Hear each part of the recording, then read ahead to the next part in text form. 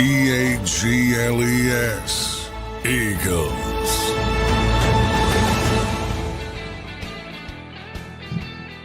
Welcome in, everybody, to a Monday edition of Birds 365 here on JAKIB Sports. Another great weekend has passed, and we are another week closer to the 2025 NFL season. Johnny Mac, how you doing on this Monday morning, brother? Hope you had a nice weekend.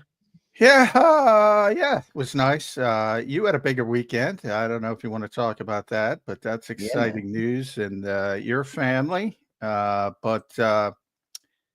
mean, NFL's meetings coming up, so I guess the tush-push talk, unfortunately, has to ramp up for another couple of days. That'll start tomorrow. Eagles lose another scout, so that's something we can talk about during the show. But, and on-field OTA starting later this month, so we'll finally get back on the field. Actually, a week from tomorrow, it's the Eagles' first on-field OTA. There you go. So a week from tomorrow, later this week, John mentioned you got the NFL owners meetings. I expect a verdict on the tush push this week at some point. So we'll get that. And then John mentioned also the scout that left. John, we talked about one scout who left, Brandon Hunt, on Friday.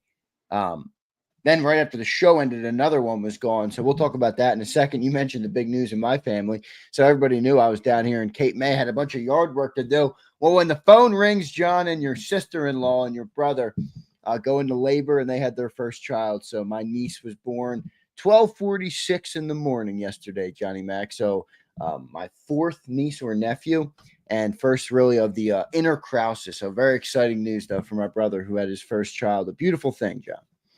It is. It's always a beautiful thing, even when it comes at nearly 1 o'clock in the morning. Yeah. You know, that's but it's one of those things that makes you happy. So congratulations to you guys, and it's worth it, even though probably on no sleep right now. No, it was great. That was absolutely great to see my brother and his wife in the hospital. She was a trooper, a stormtrooper, so she did a really good job. But congratulations to them. Kennedy Krause, the newest Krause is here.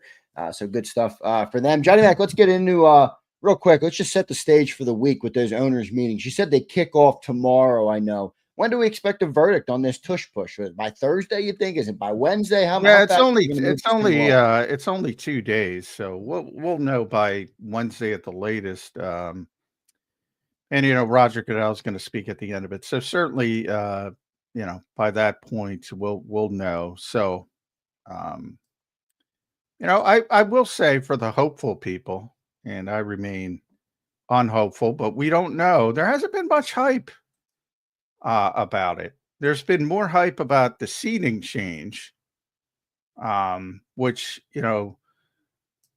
the overreaction of 14-win teams losing in the playoffs in the first round, and they don't have a home game, and everybody. I go back to the overtime with Buffalo, Kansas City, and you got to make everybody happy. So there seems to be a groundswell to change the seeding. So they're going to reseed probably after the first round of the playoffs. I don't know what it's going to look like. I don't like it. Yeah, there's some times that bad teams win divisions and they get home games, but that's part of it. It works out in the end. And if you're good enough, you're going to win anywhere. I talk about that with the Eagles when we're talking about the schedule. And does this matter? Does this matter? Does this matter? It all matters if you're in the parity-driven world that they're trying to draw everyone to. But if you're really, really good, doesn't matter. You're going to win. On the road, in Europe, in Brazil, you're going to win.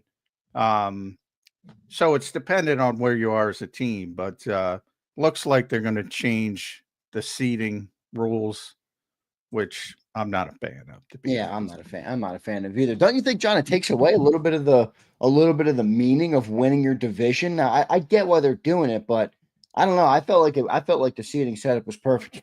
John, you talk about the over legislation in this league. Yeah, they always got to fix something, brother. They always got to fix something because somebody complains. There's an old Family Guy gag, many Family Guy gags.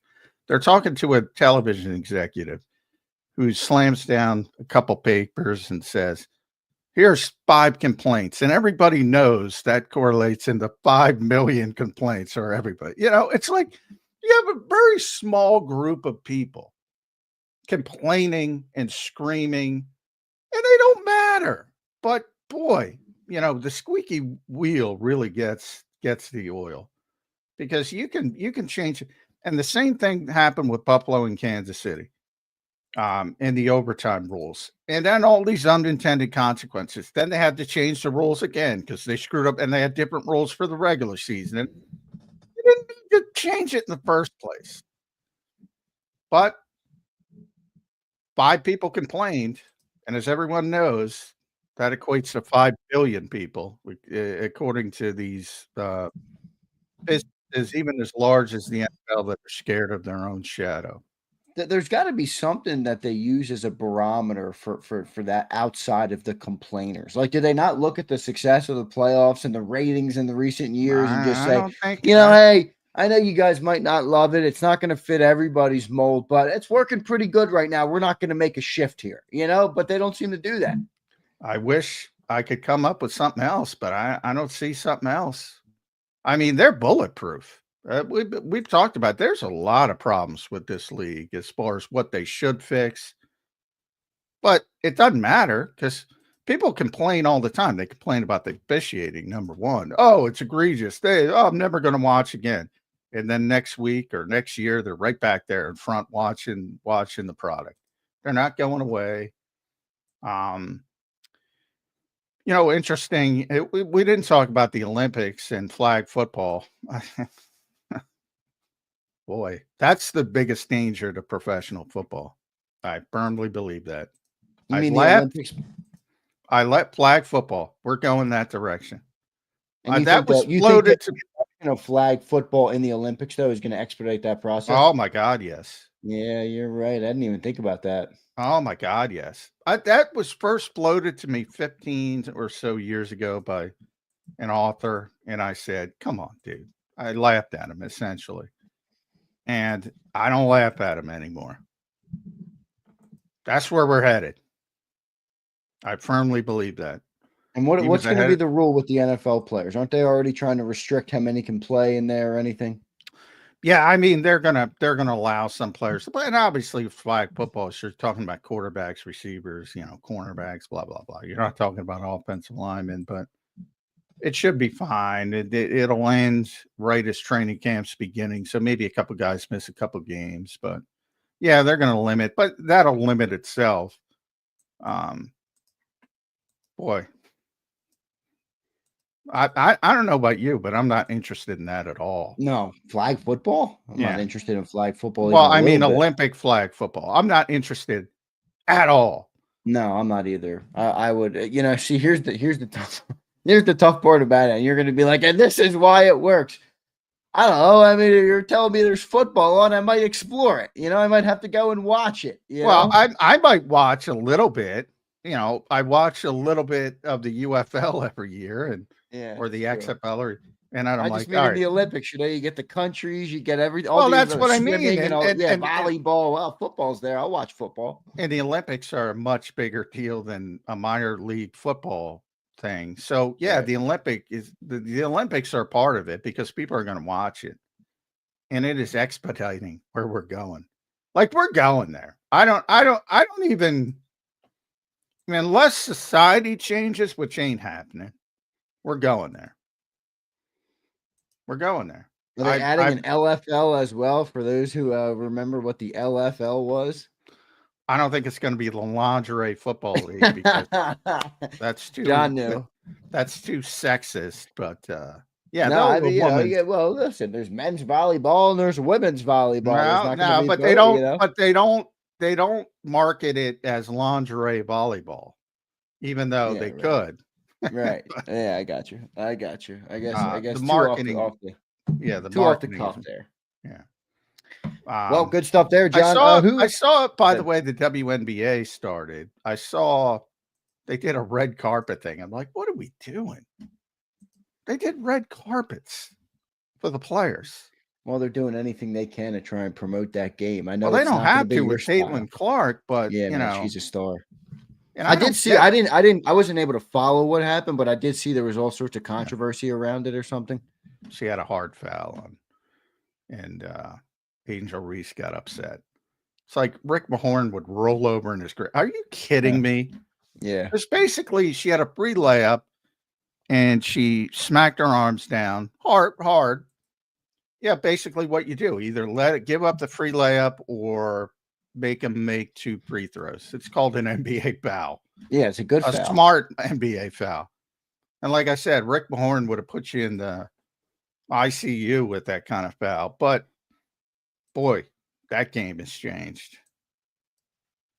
Well, good stuff there. John, I want to talk about that scout. Who's the scout? Jordan Dizon, I think it's pronounced. I'm not sure how it's pronounced. Dizon is his name, Jordan Dizon. He left after the show on Friday, so we didn't have a chance to talk about it on Football Friday. What do you make of that? Another front office guy, John, gone from the Philadelphia Eagles front office. Yeah, he's from Hawaii, as I think you mentioned, but he's really a Colorado guy. He went to Denver. He went back to Denver, the Denver Broncos. He went to school at Colorado, the University of Colorado. Worked for the Broncos for like 8 years before he came to the Eagles.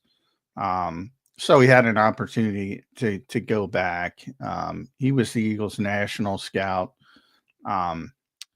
So younger, down on the food chain from, say, Brandon Hunt or Anthony Patch, but still, it's another member of the personnel department. You're going to have to repopulate that thing a little bit, and we'll see. The Eagles will do that probably by next month. They'll announce what they do, but yeah, it's one of those things where his contract expired, and he wanted to go home. So, and he considers Colorado his home. As I said, spent 12, 13 years out there before the Broncos shifted, and he was out from that perspective. Now a chance to go back, and he got a promotion as well. So, kind of a no-brainer, and that's just part of it, unfortunately. But like I said, with Brandon Hunt, Anthony Patch, they're sort of higher level guys. So this one is more of a boots on the ground scout. And they'll need to replace him, but it happens all the time. I wouldn't get too worked up about it. Yeah, no, I will say this though, John, they are losing a lot of people in that front office, and I know it's not everybody that's the most important people, but at the end of the day, the league is like woodpeckers, John, pecking at the Eagles' success. How can we get anybody from what they're doing over there? And you do wonder, I'm confident they'll be able to replace everybody, but you do got to wonder. There's some change there. What type of turnover? You've heard kind of rumblings in the last couple of years where people have always said, Howie gets all the credit. There's a lot of people in the back that do a lot of people work in the NFL that say that. There's a lot of that's what I mean. now. So, how much does this have any impact at all on the way the front office has operated? They've been very successful in the last 4 years specifically, especially when it comes to the NFL draft. And, will they be able to maintain that despite key departures from the front office? Well, they have been. They've done a good job repopulating. If you think about, I sort of look at it as the Joe Douglas, Andy Weidel regime, and then shifting over to what you had, which was basically, starting to leave the latest group when he brought Brandon Hunt and Chuck Walls in a couple years ago, and now Brandon's left. So they've done a good job in the past about doing it. The only place that holds water is like guys with GM aspirations, and most people have GM aspirations, some realistic than others. But guys who know they're close, a lot of them think they're going to have to go somewhere else to prove it, in like an assistant GM role. That's what happened with Brandon Brown and Ian Cunningham. Brandon left for the Giants. Ian left for the Bears for assistant GM jobs because they know there's a ceiling here. There's no doubt about that. And probably Chuck Walls is in that same group. And he might be a danger of losing him at some point. Alec Allaby has already gotten GM interviews. You're always at danger of losing him. But guys like Brandon and Ian and Catherine Raish, when she left, and She's even real high up now in Jake, Cleveland, isn't she, Catherine? I know her name's not Catherine Raish anymore. It's some she's she got married. It's Catherine Hickman, but yeah, she's in Cleveland. Even Jake Rosenberg left because you're blocked basically. So that part of it's real. I don't think there's any there's jealousy to Howie in the NFL. Like everybody says, man, he gets too much credit from the media, blah, blah, blah. And that's just jealousy. I don't think there's jealousy in-house. There's just a realization that, well, there's a Howie's limit. Damn good, and you're you're there's a limit to how far. There's a limit to how far you're going to go here. Yeah, that makes complete sense there with Howie Rosen. But another member gone, John. I guess they'll announce all the replacements for these guys coming up here, probably early June. I think is when they typically do it, right? Yeah, generally happens June. So knowing the Eagles, they kick everything back. It'll probably be mid-June, but at some point soon. And they're very deep. I always talk about. They have Dave Caldwell. They have Matt Russell. So they're going to be fine from a personnel standpoint. Yeah, I agree, John. With the owners meet, where are the owners meetings this week? By the way, they're normally in Florida. Are they in Florida? Minneapolis. Oh, Minneapolis. Okay, so they're going out to Minneapolis. Interesting. There. When do you expect a resolution? I know, as you said, it's kind of the tush push or the pushing in the game has kind of been neglected a little bit because of the seeding and some of the other conversations that have been had. But when do you expect a resolution on the tush push this week? Well, it's got to be by Wednesday. So. It's going to happen quick. Yeah, we might get some updates on that on Tuesday then, right? Yeah. And we haven't even heard my assumption has been and still continues to be about a rebranding of the rule, so to speak. Like I've always said, they're never going to pass the Green Bay Packers version that people are all upset about. That consider, you're singling out one play, never going to pass. If they don't change it, never going to pass. I've said that from day one.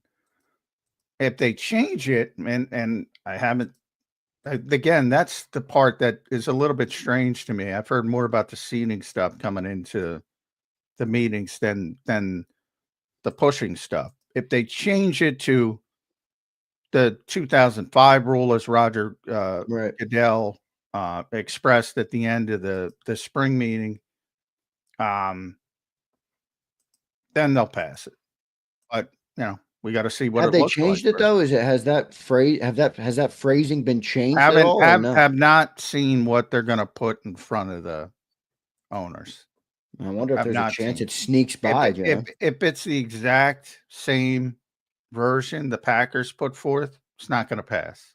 Yeah, well, there you go. Maybe keep your eye on that, how it's worded. So if it's worded the same way the Packers worded it, might not get through. So we could have the tush push for another year. We'll see what happens with that. It's a Monday morning here on Birds 365. I hope everybody had a fantastic weekend. We are now, what do you think we are, John? 107 days away. I'll predict we are from September. I know we're 16 weeks. I saw that. Almost an old school NFL season. 16 108 days until September 4th. All right. So that's when the home opener is. That's when the banner drop is in Philly. 108 days until we get to watch that as Eagles fans. For everybody in the chat, we appreciate all you guys being here. Hit that like button. Hit that subscribe button if you're new to the channel. And drop your comments in the chat or down the video down below if you're watching after the fact. We appreciate all of you guys for being here. It's Monday. That means we got Jeff Kerr, the great Jeff Kerr from CBS Sports. Looking forward to talking to Jeff. He joins us right now here on Birds 365. You can give him a follow on X at Jeff Kerr CBS and read all his work at cbssports.com. Jeff, how you doing on this Monday morning, brother? Good to see you.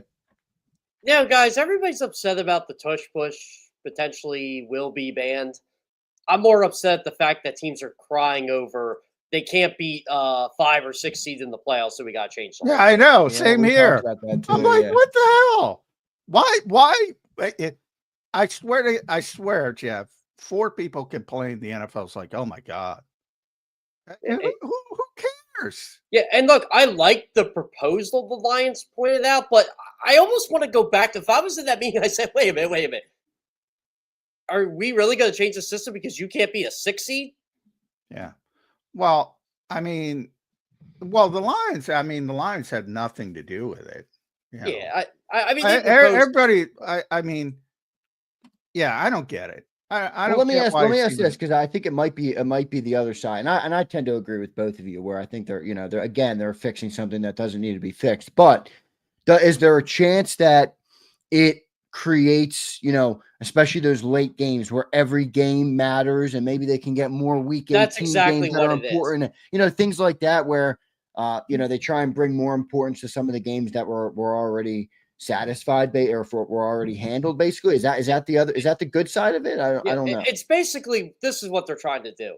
Teams, when they win the division, they know they're getting a home playoff game. They know they can't go lower than 4. So the Eagles did it last year. They knew, Right. like, if under this new format, the Eagles would have had to play in week 18 if they really wanted the 3.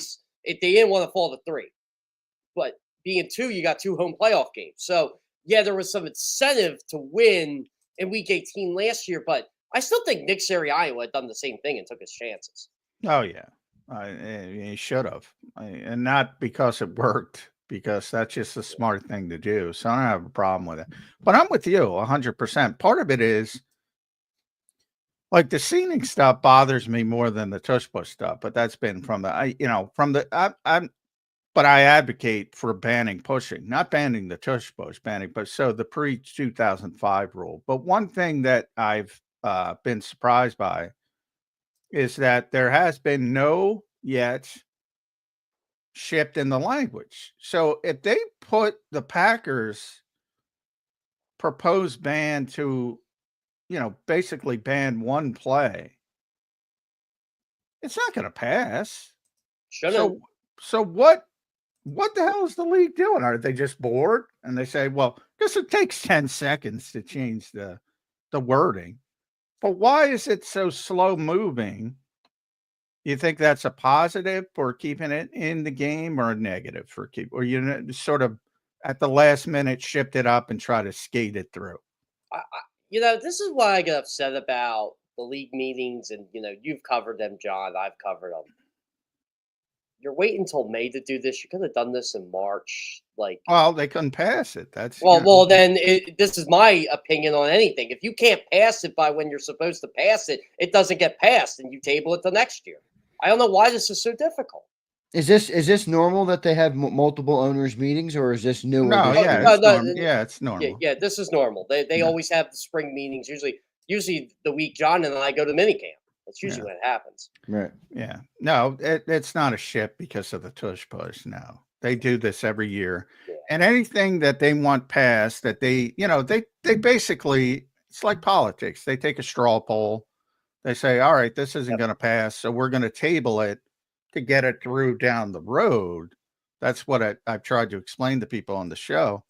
And generally, when they do that, it is a very clear indication that they want it passed, and it will eventually be passed. And I think that's the case here. My only caution is they haven't amended the rule yet. Yeah. And that the whole process, and Roger Goodell even said this at the end of the larger owners meetings. He talked about the 2005, going back to the pre-2005 rule, which for people that don't know, you weren't allowed to push or pull the ball carrier for how many years, Jeff? 50? It was a long time. It's been at least since the 40s, before 2005. Yeah. But so here's where I think it's very interesting, John. When you read, I don't know if you read Albert Breer's piece yet, but he reported that I guess he was talking to some coaches, and they found a lot of loopholes in going to the pre-2005 rules. Like, well, what if this happens? Or what if this? And it was like linemen, like actual NFL linemen were asking, okay, so we can't do this, we can't do this, we can't do this. This is going to change a lot of things here. And I think the NFL said, well, hold on a second. Maybe we shouldn't get rid of this. So I don't know. Well, we're going to see. Thankfully, it'll be over by Wednesday, at least for a year. Yeah, until we push to get it back. Now, and by the way, with 0.28% of NFL plays last season, that's how many tush push were run. Tush pushes for every team, not just the Eagles. I can't wait till Jalen still runs for 10, 15 touchdowns. Yeah, I know. It's such a non-story that has become this monstrous story. And, Yahoo did a piece and they had one source who said what I said, and I'm not the source. So the outcome of those 0.2% of plays is unlikely to change. Teams are going to get the sneak regardless of the push. Obviously, the Eagles are going to get the sneak regardless of the push. Do you guys think the Eagles are as confident as you two are in terms of if they lose it, their success? Absolutely. Yes. So do they even want this thing to hold up? If they feel like they're going to be as successful, why even allow the semantics of this stupid play to exist as is? They think, like most fans of the Eagles think, that they're being singled out. Yeah, right. That makes sense. They believe that. Because they run it double the amount of anybody else. I don't agree with them, but that's what they think. And, but they know they're going to be successful with the quarterback. Yeah, they know. In fact, because, and Jeb can say this better than me, teams had already started to have a little bit more success stopping it to the point that they were worse last year with the tush push than they were with the conventional sneak. A couple, Jalen Hurts' first year. And even obviously going back to Carson Wentz. So it started to shift last year. And I've said pretty consistently, I'm going to guarantee the Eagles are better percentage-wise with the quarterback sneak if it's banned than they were last year during the Super Bowl. I guarantee they're better. You know what's upsetting, John, like for me, and again, I'm not singling out any reporters here, but on a league-wide view, there is a team that is really, really good at the tush push, but they never run it. It's the Cowboys. And you don't hear anything asked by any media members in Dallas. They probably all know that Dallas runs it as well as they do. I'm assuming because they don't run it as much. But I'd like to hear a Dak Prescott point of view on this because he is very good at it. And why are we talking so much about 0.28% of plays? I know, but it's just funny how they act like the Eagles are the only team in the NFL that runs this play.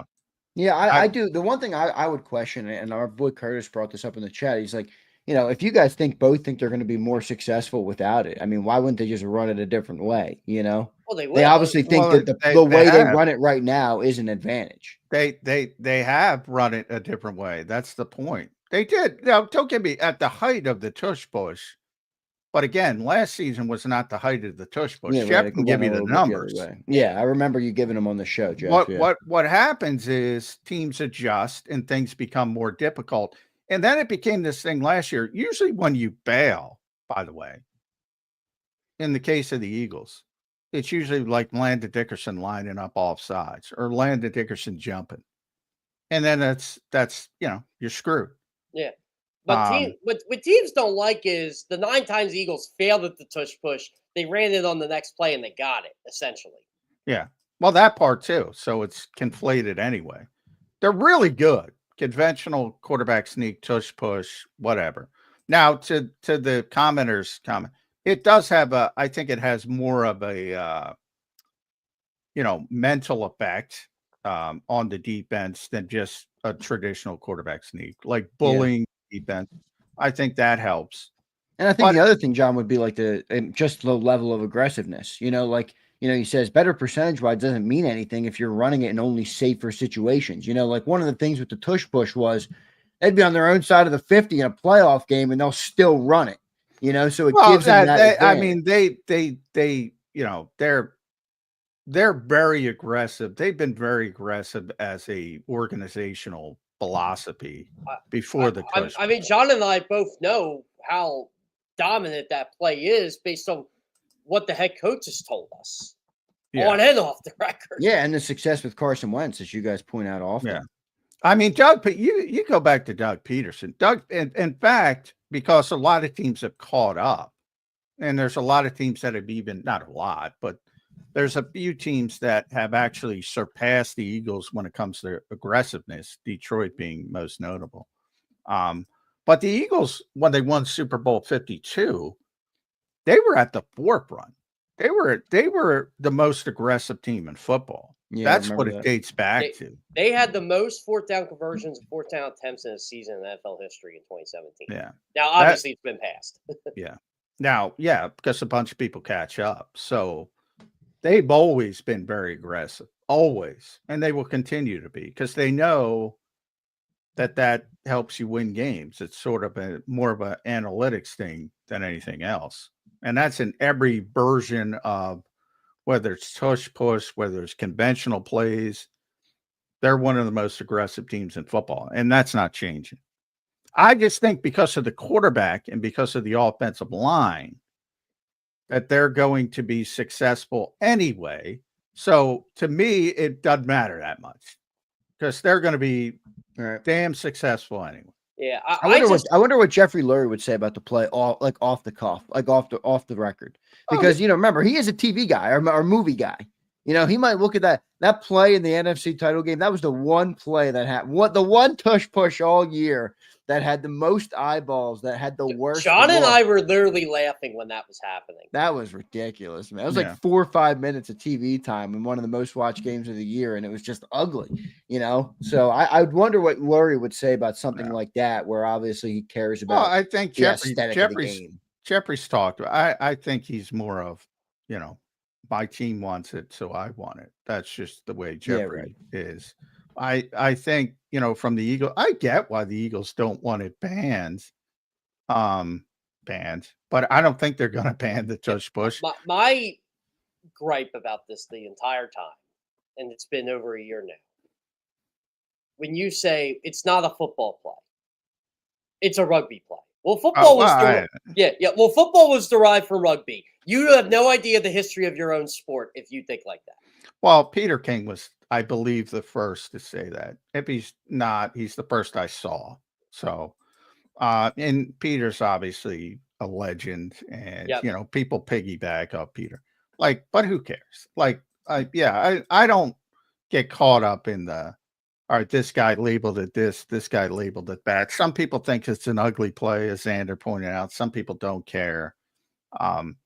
To me, I've been saying for years, pushing should not be allowed off. It hurts the defense. That's it for me. I don't like it. The defense is already screwed. If anybody who listens to this show, I always lean defense because I feel bad for them. Yeah, you're a defensive guy, McMullen. I'm like, what? I feel bad for them. And now you add in, you're just pushing people. Well, that's what I love about this league. This league wants offense. This league wants scoring. You're getting offense and you're getting score. Oh, no, it's not the offense the way we want. We want you to throw 5-yard slants because that's aesthetically pleasing. Yeah, well, and anybody who watches this show knows what I feel about the bubble screen. That should be banned from polite society. The NFL took away probably my favorite play in sports, and just because the game evolved, and that was it wasn't a bubble screen, but it was a screen, just a little halfback screen pass. I thought it was the most creative play in the book. We used to run it all the time back. I thought you were going to say the kickoff return. Well, the kickoff return's up there, but it kind of came back this year. Kind of. By the way, tangent, Jeff, I want your thought process. The Olympics are coming up, and flag football is going to be part of the Olympics for the first time. Now you're a younger guy. I'm guessing you're excited to see NFL players play on the U.S. men's flag football team. Here's why I'm concerned. This is the way we're going. Professional football is going to be flag football. It is inside of 25 years. That's my prediction. And that's scary. Yeah, I'm kind of like you on that. I'm like, do I really want to accelerate this process or not? I don't want it. I said the same about when we tried to accelerate streaming 5 years ago. I said, look, streaming's great. It may be ready for live TV, but there's a lot of problems with streaming. Yeah, namely, you can't toggle channels quickly. Yes, that's my issue with streaming. I can't switch from Prime Video to Netflix quick. I can't. I can't. It just sounds funny to hear. It sounds funny to hear that, like such a first world problem. It is a first world problem. Quick enough. Well, admittedly, football's. I mean, we're a football show. I mean, Yeah, I know. When you complain I about know. anything football, it's a first world problem. But No doubt, no doubt. Well, think about this. Like, we're getting to the point where, and John can back. I mean, like the Peacock game's going to be on YouTube TV. What's going to happen when there's two games on simultaneously on two different streaming channels? It's going to happen at some point. Oh yeah. I don't know how streaming companies make money. I got into this discussion involving wrestling, so nobody's interested, but it resonates for the NFL.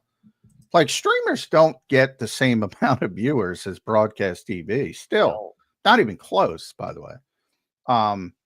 Yet these streaming companies spend billions of dollars. Yeah, I'm not sure if they're making money, John. They're not so sure There's streaming companies are making money. Yeah. There's no possibility they're making money. I mean, I can tell you as a Paramount employee, we have initially struggled with the streaming business. Is everybody. Yeah, I think the thing about it, though, is that the football audience represents the most valuable TV audience right now because it's the biggest. You know what I mean? So are they just paying the billion to grab a piece of that audience for the next decade? They're buying the brand. Yeah, right. Yeah. But and I get it with the NFL, but they spend billions on lesser entities. Yeah, that's true. And I don't get how they make money, and they don't make money. That's the point. I know. Back to the channel thing, John. My dad wanted to watch Christmas games this year, right? You know, oh boy, I'm over at the have that discussion. Yeah, I'm over at the house, and my dad's pretty. Right. I call him technologically savvy for a 69-year-old. He goes and grant he knows I'm working the game, so he didn't have to worry about. But he asked me, "Why are they on Netflix? I can't change the channel during a commercial." And I'm like, "That's a good point." Said, Dad, that's a first world problem. Yeah, it is. Well, no, he would have told you it's a first world problem. But yeah, he was so upset that he goes, "You mean I got to keep this on for 6 hours if I want to watch football?" Yep. Yeah, there you go. Maybe I'll tell you what, guys. Maybe that's how they're making their money. There's one thing that feels like it's got to happen, and I'm all for the free market and all these different things, but they got to condense this a little bit. It feels like we're going to be 17 games soon with 17 different freaking networks. I mean, they got to condense this. There's already 12, Xander. There's 12 I know. now. So we got. I mean, I don't know what they're going to do. I don't know what the plan is when so many people are offering you billions of dollars. I get it. You want to take as many of them as you can, but I feel like they got to condense this eventually. I'm going to say this as someone who works for a legacy outlet, someone who works for a legacy partner. NFL, please don't piss off the people that got you to where you are. Netflix was not around when you were getting big. Just remember that. For me lately, Jeff. Then that's the world we live in, brother. Yeah. And I hear you. I part of me agrees with you, but I will say, if they're coming in with billions of dollars, man, they're going to say. Well, that's the thing. And the NFL screwed this up once. And again, look, I work for CBS, so keep this in mind. But the NFL screwed CBS over in favor for Fox in '94. Well, the NFL got upset that they lost CBS, so then they screw NBC over to get CBS back, and then they're like, "Oh, we need NBC because that's a legacy partner," and they found out how to get all four of them. Right. Now it's like you're trying to break the four networks that you want to be successful. You want to have your product. Well, I think the positive is that NBC has Peacock, CBS has Paramount Plus, Fox has, what does Fox have? Is Fox with Hulu? I don't know. Fox has Tubi, but they're trying to create their own streaming service, I think, something like that. Who has Hulu? ABC, I guess, has Hulu. Yeah, and this ESPN. Disney, remember now ESPN Plus is going to be ESPN, I guess. Oh yeah, ESPN's creating their own, so. All the legacy $30. Oh gosh. My point is all the legacy networks are now involved in streaming. So that part of it you can just simulcast, which is better. But and by the way, if you look at the simulcast situations versus streaming only like Netflix or Amazon, it's about 10%. Yep. In other words, 10% of CBS viewers will watch on Paramount Plus. 10% of NBC viewers will watch on Peacock. Which is funny. We tout that as a positive because it used to be lower. Yeah, right. It's growing, but to John's point, it shows you still where the audience remains. Yeah. So- What sucks with me is as an employee, and again, this is contractually obligated by the NFL, but you could stream a game on Paramount Plus. I can't stream every game in the 1 o'clock window. You'd have to get Sunday Ticket because that's what YouTube pays for. So it's not like, oh, you can go to Paramount Plus and you could from Philly and watch the Broncos and Raiders at 1 or whatever. It's now expensive to be an NFL fan. I mean, I think someone did the math. Like, always has been, but yeah. I think someone did the math. If you paid for like cable and all the streaming services, like for that time period, it's like $1,500 or something like that. Yeah. That's crazy. Man. Yeah. I mean, that's ridiculous. Talk about first world problems. When the PFWA doesn't give me NFL Plus for free, I will lose my shit, Jeff. I just got that bill hit my account yesterday, John. I'm subscriptioned out, dude. Every day I look at my phone, I got a new subscription. John, I gotta send you. Well, you know one of the secrets how to get it for free, but I could send you the other person to contact to get it for free.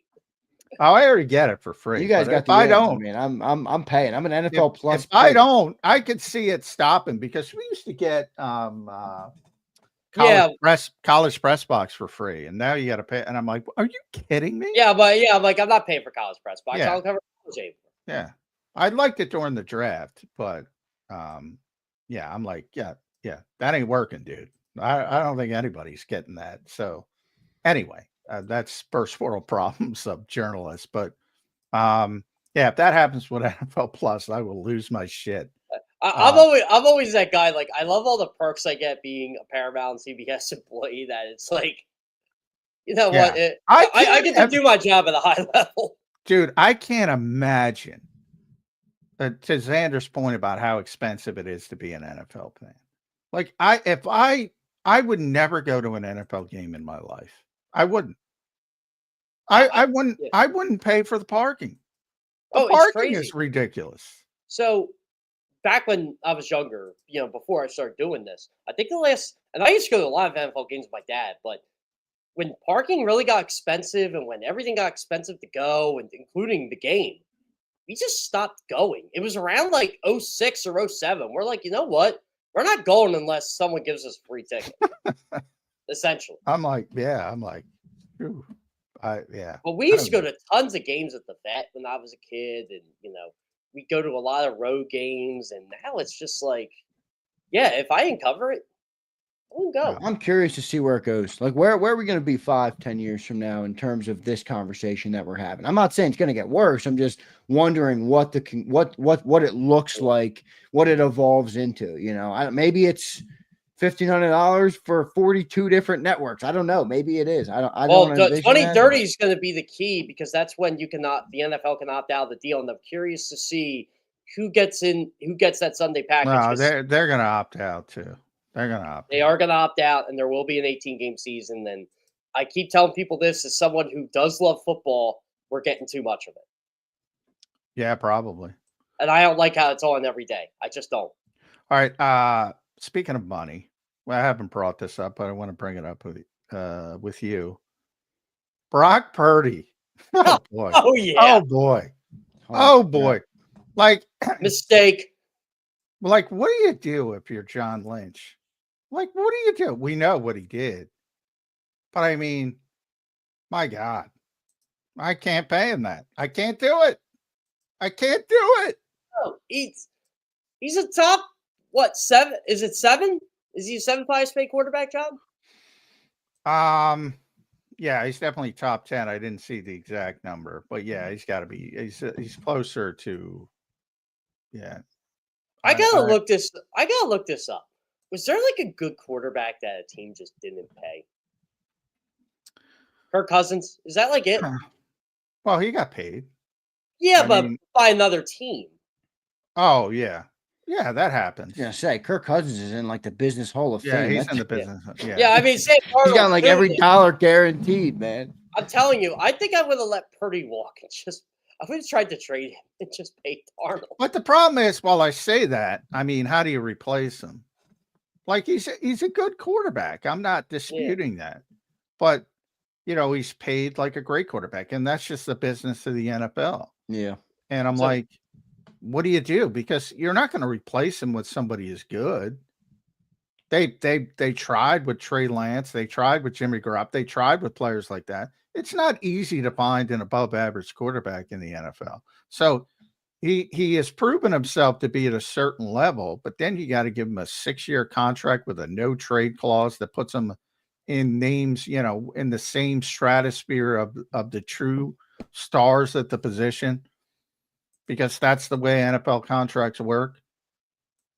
Boy, that's a difficult decision. I mean, doesn't it feel like the 49ers are going to be mediocre for a bit? Yes. It's a shame because I like the way they've done things. Yeah, well, I'll tell you where I think they got really messed up, Jeff. They traded 3 first-round picks for Trey Lance. Yeah. And they made it happen with Brock. But when you can't use those picks to build out the rest of your team, I mean that has a You know what? I call impact. that again, different sport. I call that Sixer syndrome. You just can't make up all the mistakes you make. Right. It eventually comes back to bite. I'll tell you what, though. You know what I laughed at when the Brock Purdy deal came down? Like, we always talk about how the Cowboys do business and how they do it late and it costs them extra money. Like, why did they pay Dak 60? I knew they were going to have to pay him the most, but Josh Allen got a new deal this summer. He got $55 million. The Cowboys are alone at the top, $5 million above the next. Well, they want to be at the top. They want the highest paid players. Yeah, that's true. They want to make sure Micah Parsons is the highest paid defensive player in football. Yeah. Period. They actually covet that. Yeah, it's a weird flex to have. It's an ego thing. Could they have had the same flex at $56 million though?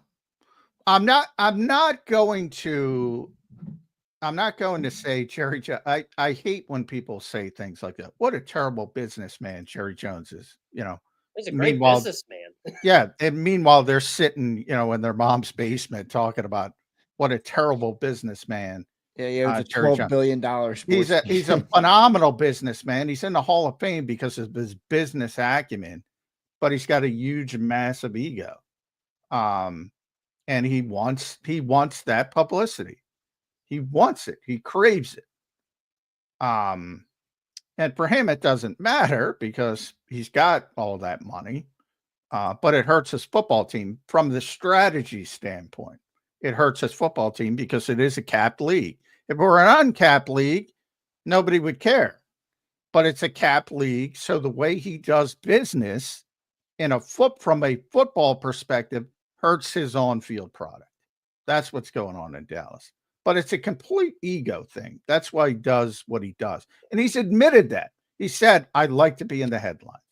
I was, again, John, I'm sure you guys talked about this last week, the schedule. And everybody was so upset the Cowboys got 6 primetime games that weren't any good. I'm like, you guys still can't figure it out. Whether you like them or hate them, you watch them. Don't watch them and they won't get on primetime. That's true. I used to say years ago when people used to go, save to a click, save to a click. I make money every time you put save to a click, right? Well, there is, the click people, when there's nowhere to click on a tweet. What are you talking about?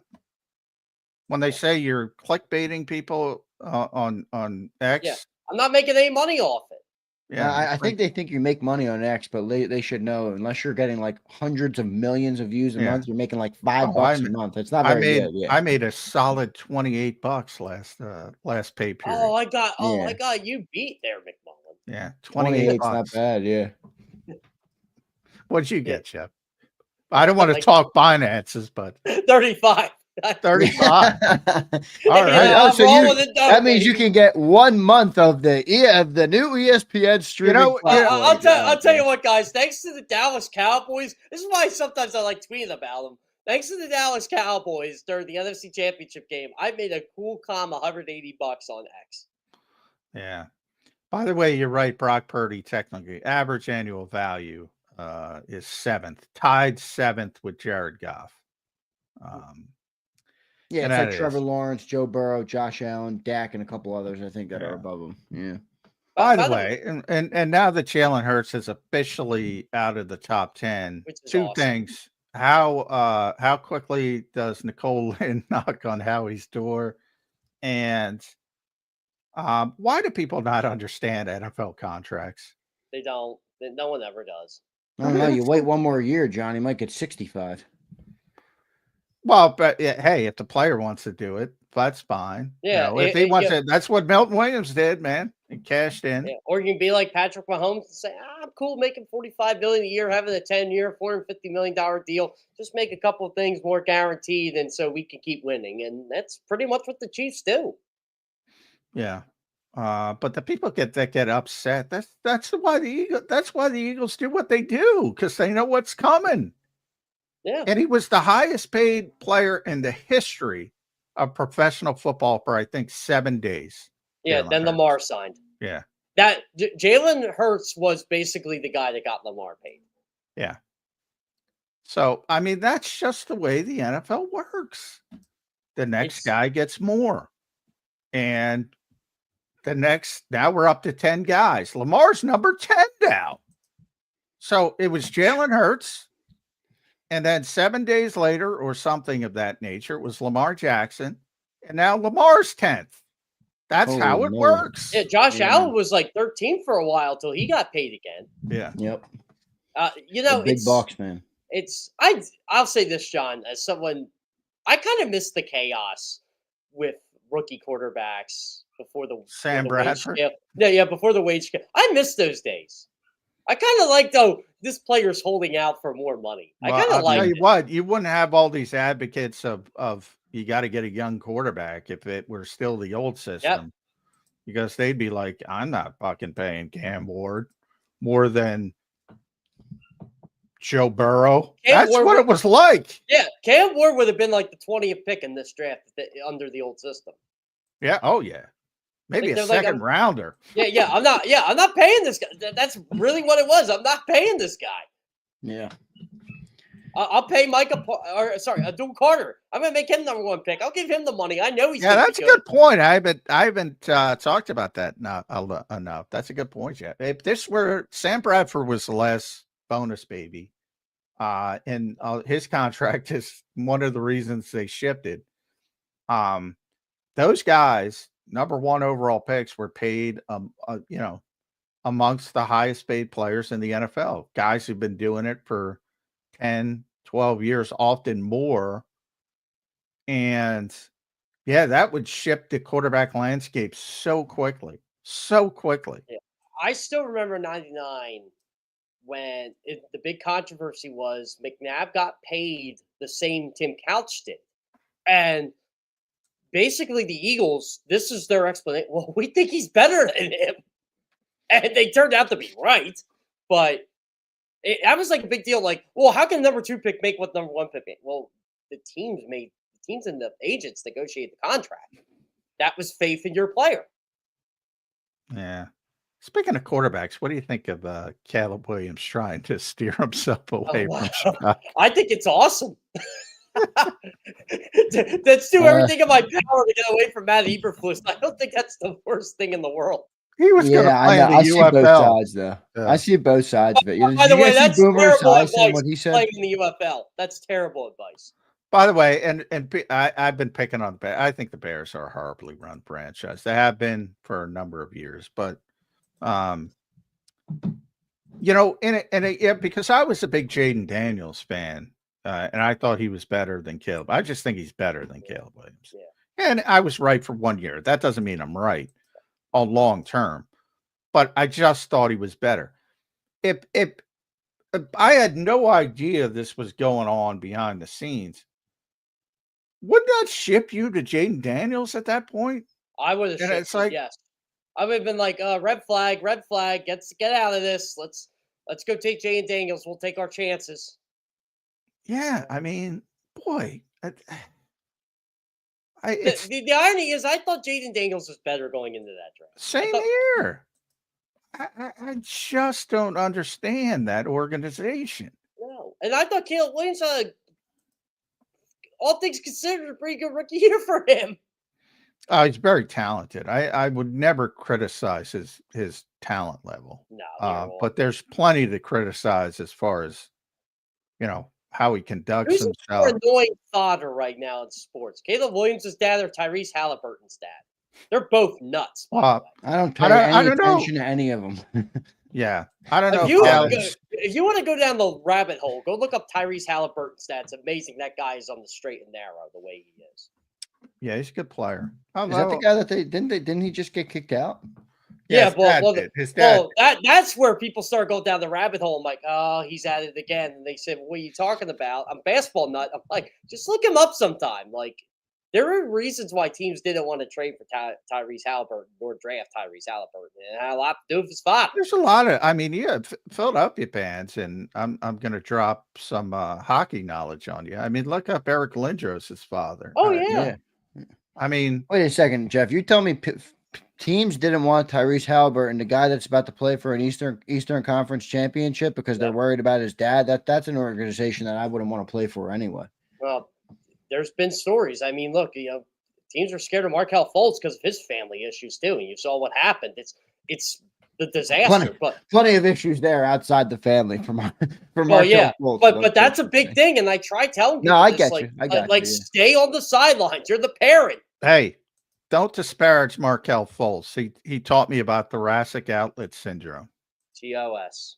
Yeah. I'd never heard of it before that day. Nobody heard of it before Markelle Fultz. I'm telling you, they made it up. Is Ace Bailey going to come down with some mysterious injury too? I hope not. I think that the Sixers are talking themselves into one of the other guys. Oh, you think so? Yeah. I would love Dylan Harper. But I don't. Well, no, one of the guys who's expected to go 4 or 5. They're hyping them up now. I don't know. It's funny. Like I love Ace Bailey. I think he's a really good player. But, Yeah, that scares me when you have 2 of the 3 best players in the NBA draft and you stink. Like something's going on there. Yeah. Not that they stink, but and it's not like Rutgers didn't make the tournament before those 2. They did make the tournament before they had those 2. yeah, that concerns me. How could that not be a concern? How is that possible? I mean, it's so weird, right? Because I've gone both ways with this. Like everybody likes to point out Ben Simmons. Remember, like Ben Simmons didn't take LSU to the tour, but like you said, John, they have 2 of them. Yeah, and it turned out to be, there were some issues with Ben Simmons. Yeah. So I mean, I'm with you. I'm like, it's not that big of a deal when Ben Simmons was drafted. I said that exact same thing, but it turned out to be, it was kind of a big deal. Yeah. And then Anthony Edwards, they were worried about it because of Ben Simmons, and Georgia wasn't good. Well, if this guy's so good, why wasn't Georgia good? Well, Anthony Edwards turned out to be pretty good. Well, that's true. So it can work either way. But there's two of them. Yeah. The second pick in the draft and the third pick in the draft. Like that to me is a concern. If I was the Sixers, now keep this in mind. The Eagles are, by the way, they were not even a 500 team, Rutgers. Yeah. Keep this in mind. The Eagles would never do this. They would never do this in a million years. But if I were the Sixers, I would call the Eagles up. What do I have to do to rent Dom DeSandre for a couple days to get an evaluation on these players? Dom's getting in trouble, man. By the way, Dom, Ivanka Trump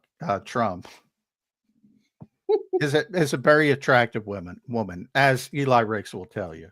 So anyway, for those who didn't see, Ivanka was visiting the NovaCare complex. Now, Dom went to her kids', I guess, football game, flag football, whatever they do now in the youth. In the youth circles. Yeah. So Dom, is often the most popular man in town, but he's going to piss off 50% of the people, and they're all lunatics. So forewarned, Dom, you're going to piss a bunch of people off. But by the way, for the people that are very upset at what Saquon does, I'm like, well, I hate to tell you this. Saquon was doing that last year, and he was doing that the year before, and the year before, and the year before, and the year before. You just weren't paying attention. Who cares? That's true. That's true too. And 2,504. Yeah, that's all you need to know with Saquon. I try to tell people this every day. Stop treating these freaking parties like sports teams. And stop treating sports teams like sports teams. It's getting ridiculous. Yeah, stop. Yeah, the good point. Yeah, you should certainly do it with politics. You should stop doing it with sports as well. I brought Um, it up last night for our buddy Rob Ellis when everybody was like, "Oh, Jose Alvarado let the Phillies down." I'm like, that's all well and good. Did you say the same thing about Lane Johnson?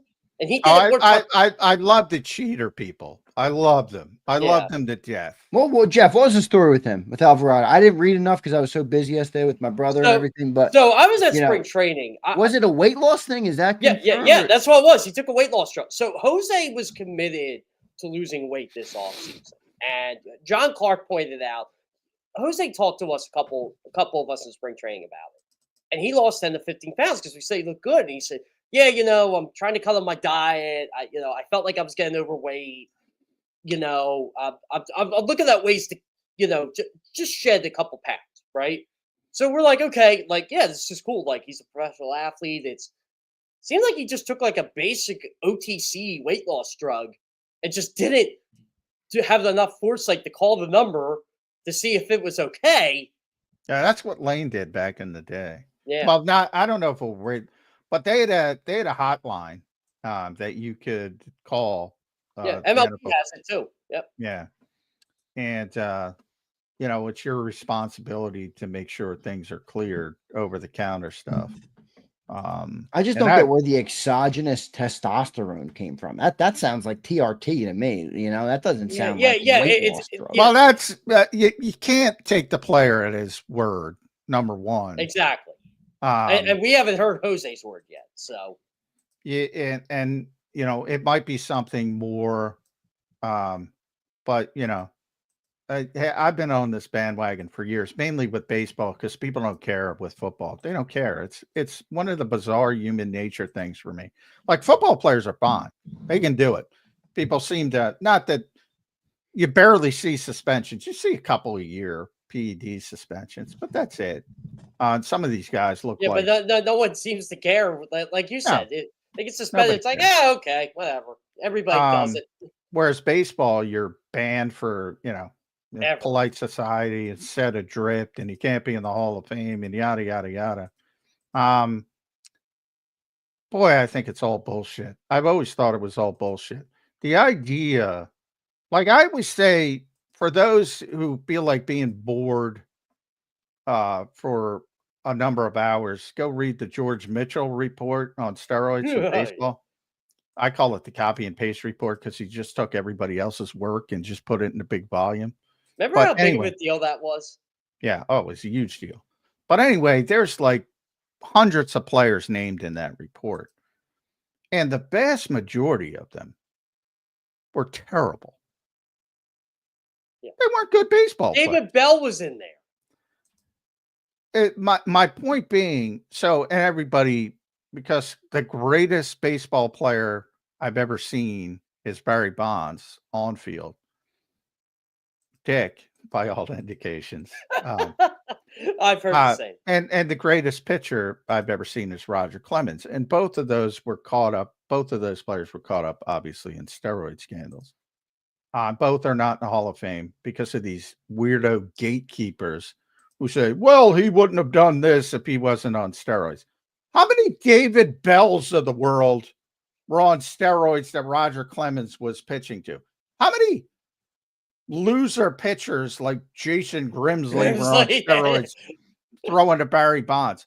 The assumption that these guys who were the best baseball players ever amongst in that conversation wouldn't be anything without performance enhancing drugs drives me insane. My favorite thing is the moral high ground. I said, I'll tell you what, exactly. you moral high ground people. Go look up Cap Atson someday, and you tell me about moral high ground. Yeah, the morality people is who bother me. The gatekeepers in the Hall of Fame. You know what think they know anything. You know what I learned in life? The people who are on the moral high ground, they're usually the ones who have skeletons. Yeah, they're usually the worst moral. They have the worst moral. I went to Penn State. Trust me, I know Jerry Sandusky. I went there. I know the guy who was seemingly harmless was not by far. Yeah, that was a bad situation. Yeah. By the way, Jerry Sandusky The Baltimore Ravens announcer Oh, never I feel changed so. his name. I feel so bad. Well, his was with a G. Yeah. But boy, what bad luck. Yeah, Nicest guy in the that's world. brutal. Nicest guy in the Yeah, world. it was funny when I first heard this all came out. I'm like, which one? The Penn State one or the Oh, Ravens guy? God. That was the first thing that came out. Then they're like, I'm like, oh, okay, this is interesting. Yeah. Yeah, I'm with you, though. The moral people drive me insane. Like, just put Barry Bonds in the Hall of Fame and put a note on his plaque or whatever and say, this is the start. This is what he did. Explain Yeah. it. Just, it's not embarrassing at this point. Like, look, everybody goes, Pete Rose is in the Hall of Fame. Like, he kind of is if you've been to Cooperstown. He is in the Hall of Fame. There's a lot of stuff with Pete Rose. Well, he should be in the Hall of Fame. He's one of the best baseball players ever. It's a Hall of Fame for baseball players. That's what I said. People. I said, Ty Cobb's in it. Don't give me that. It's the Hall of Fame for people. There's some bad people in the Baseball Hall of Fame. O.J. Simpson's in the Pro Football Hall of Fame. Yeah, they ain't taking them out either. And they shouldn't. No. Paul Horton gambled. I mean, the Pro Football Hall of Fame is for the greatest football player. Was O.J. Simpson objectively a great football player? Yes. Does that make him a great human being? No. Is that so hard for people? Yeah, it is, apparently. But then again, we're hearing people are bad now because of who they hang out with. Oh, yeah. Well, now if you follow the wrong politician, you're a terrible person. That's why I don't like people anymore. I just don't. Like, no one has any common sense toward anything.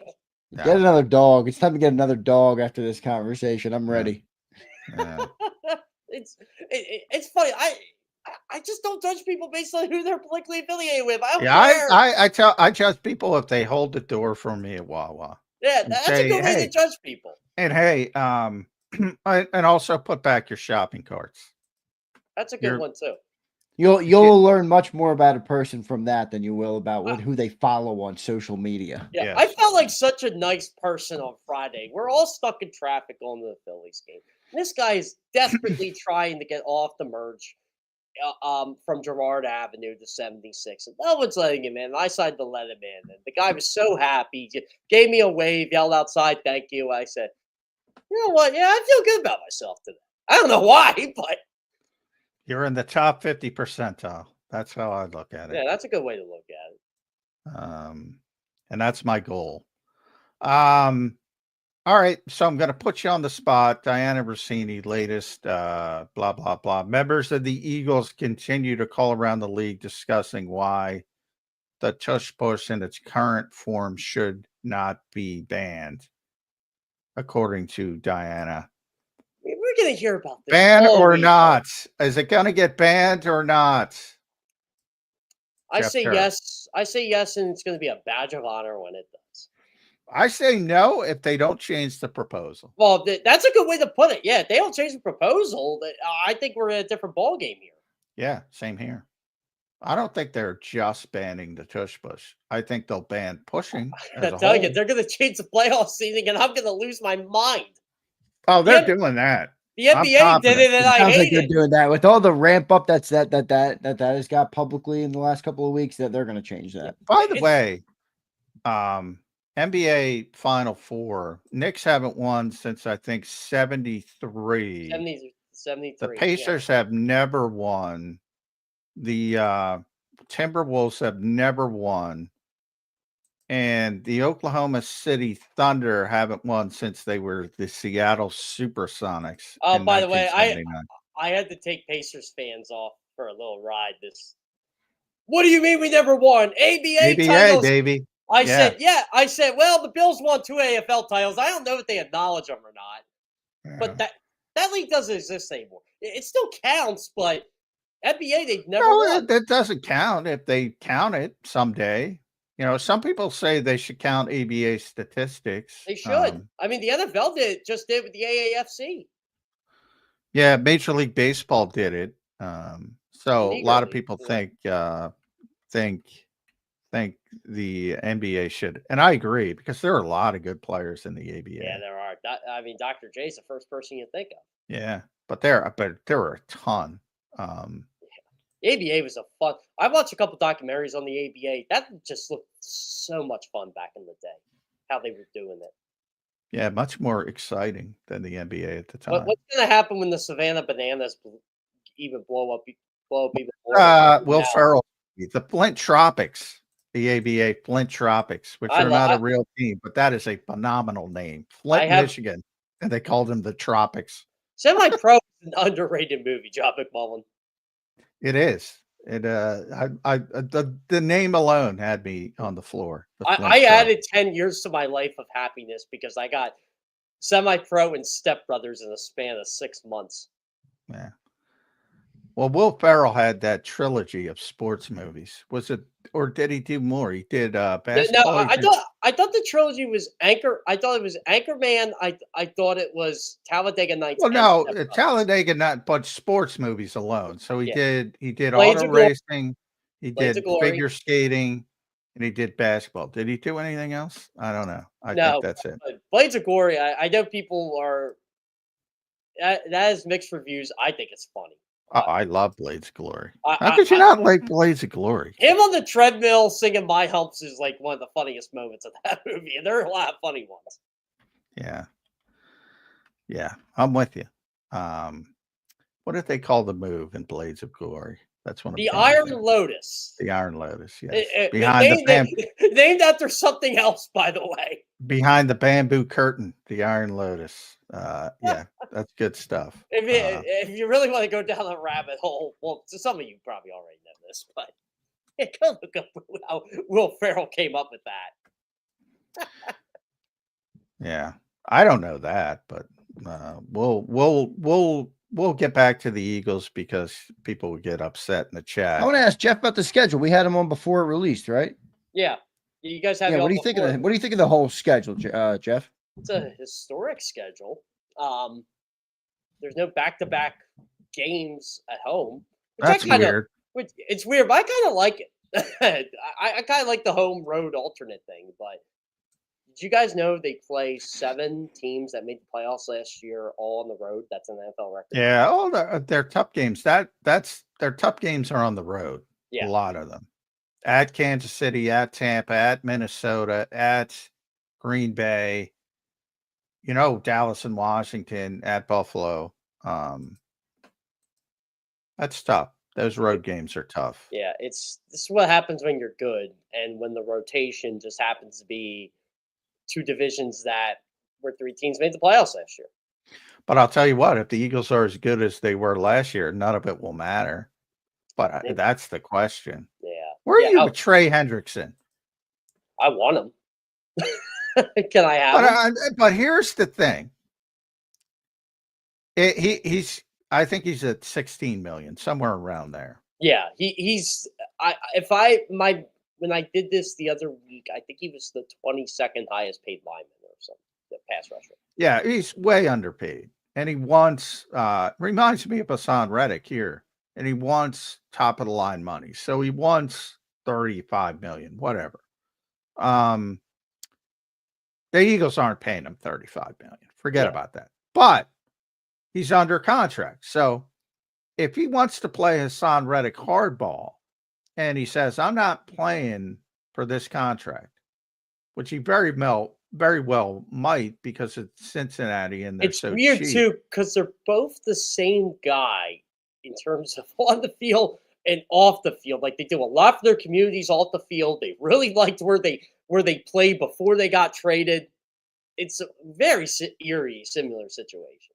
Yeah. So I'm saying if he's going to hold out, like Hassan was going to hold out, would he consider going to a real Super Bowl contender and play 1 year for 16 million? Then the Eagles could get it done.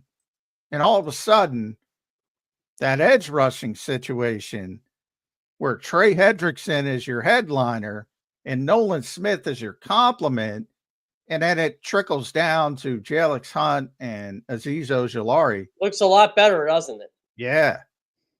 Is there any that's almost a perfect storm type scenario. Yeah, I feel like if the Eagles got Trey Hendrickson, he would. This is how I really feel about an impact for him on this football team. I'm gonna look at it from a fan perspective. I think he'd be one of the top 5 most beloved players on this team for a year. Yeah, I'd do it. He's that good. He is. He can't stop the And by run. the way, but- you're going to have to give up a conditional 3, maybe a 2, not even Give conditional. up one of those comp picks. Yeah, who cares? Like, you're not getting that in the draft. Hey, you know what? You want to give up a pick? You want to be funny? Give up the Jets third round pick you got for Hassan. Well, you have to give up more than that. That's my Well, point. You're going to have to give up a 2, but not more than a 2. But I would do it for him. I would do it. And you know what? Maybe he'll like it so much. Maybe he'll take a little. Not saying he'll take a discount, but maybe he'll take 2 years, 50. Well, then you got a whole year to figure out if he comes up with 15 sacks, which he always does, basically. Yeah, everybody's like, you well, gotta, then you got a year to figure out how to pay him. Whatever, 30+ million. I'll tell you what. Seeing what he did to Ronnie Stanley over the last couple of years, when Ronnie Stanley was healthy and actually good. Good player, yeah. Yeah, I mean, look, ask Jordan Milano what he thinks of Trey Hendrickson. He'll tell you. Yeah, I mean, the longer it goes on, in Cincinnati's abject disaster from a financial standpoint, like, why not? Why not come play for a contender for 1 year? Because if you put up 15 sacks and win a Super Bowl, how much are you getting paid?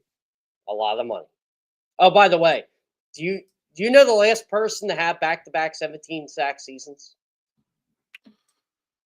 Back-to-back 17 sack seasons. Was it Trey? It must have been Trey. If you're saying it. Well, Trey had them, but who was the last person to do it? Oh, before Trey. Gotcha. Deacon Jones. Nah. But JJ Watt. I was going to say TJ Watt. All right, Yeah, JJ Watt. JJ. I was going way back. I'm telling you though. That's a lot of sacks. It's a rare list. It's like Gastineau. It's Reggie White. Since sacks became an official stat. But look, 17 sacks is 17 sacks. Oh, and by the way, the Bengals defense sucked last year. Yeah, it was terrible, except for him. Yeah, he was the only good. And of course, they don't pay him. They pay the receivers. 17.5 sacks back-to-back seasons.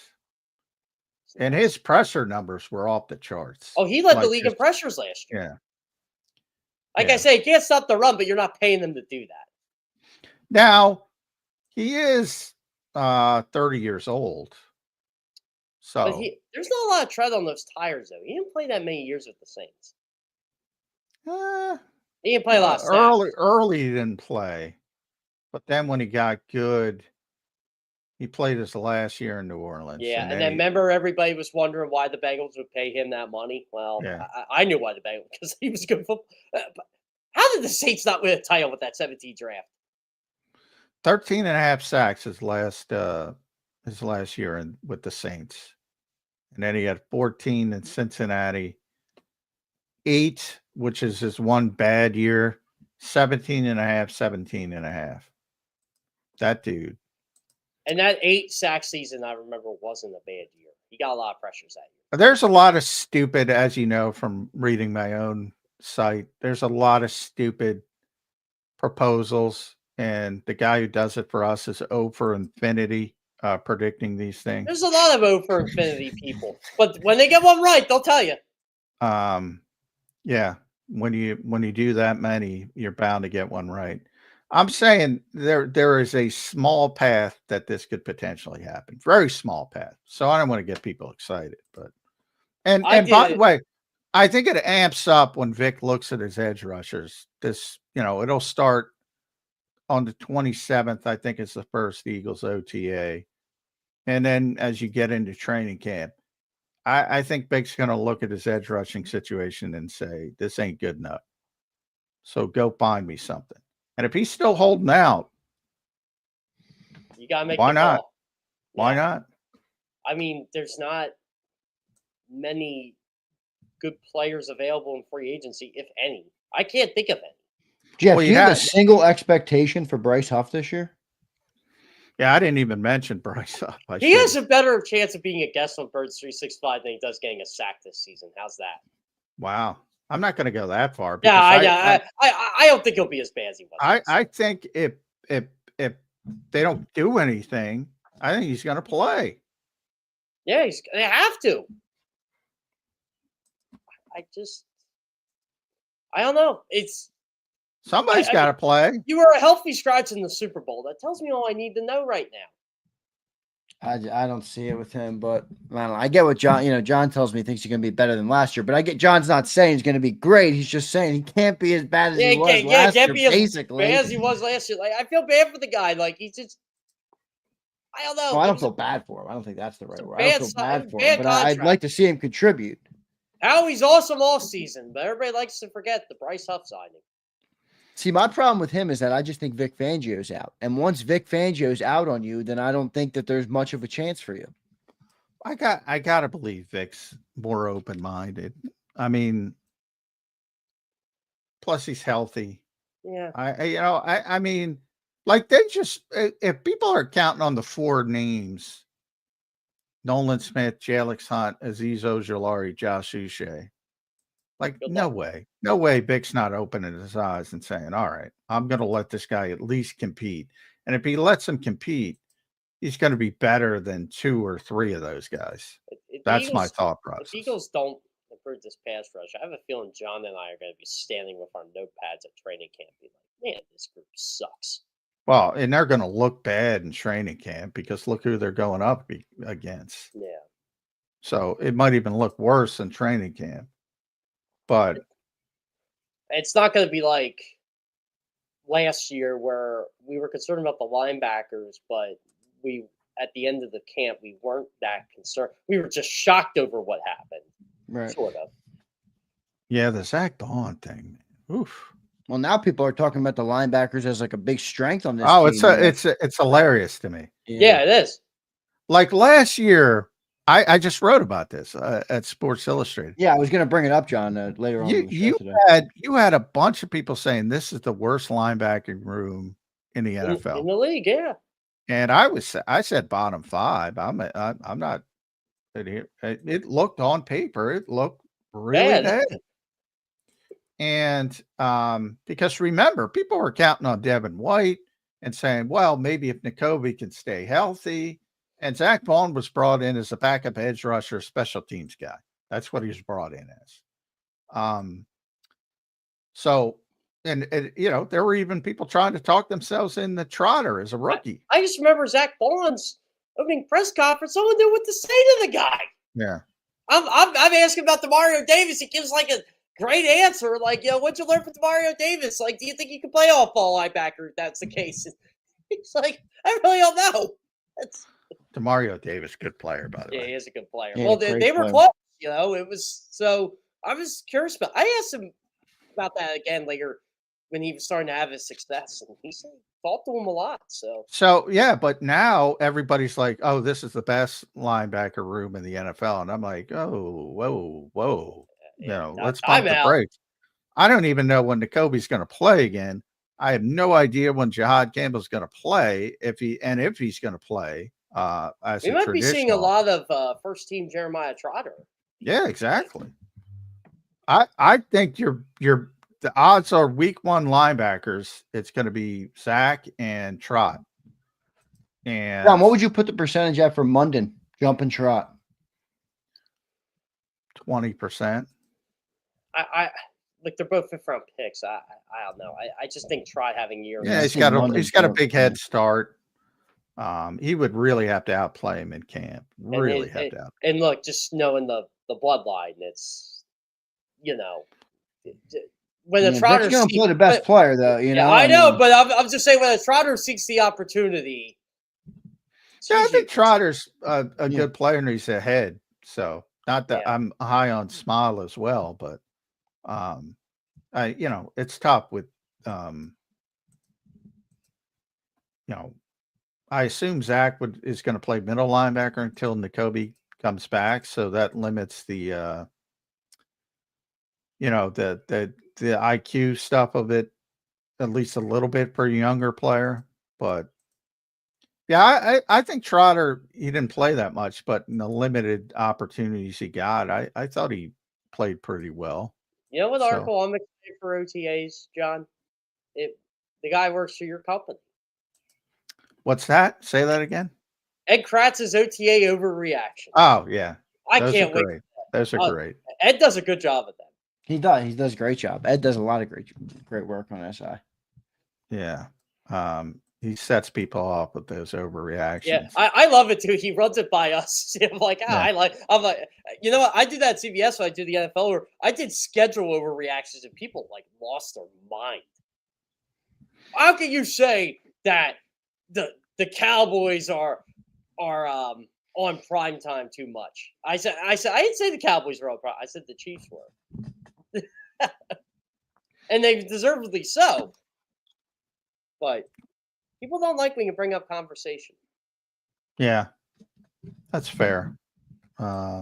Anything else? We miss anything, Xander? We get No, everything? not at Yeah, all. did we get Xander? Did we? I think so, Jeff. I think so, brother. I don't know. What do you think? Let me ask you that. I asked John this last week.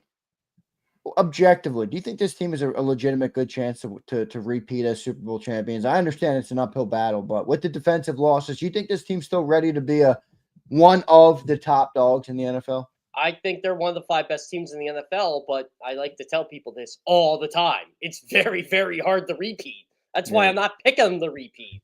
I'll take the odds.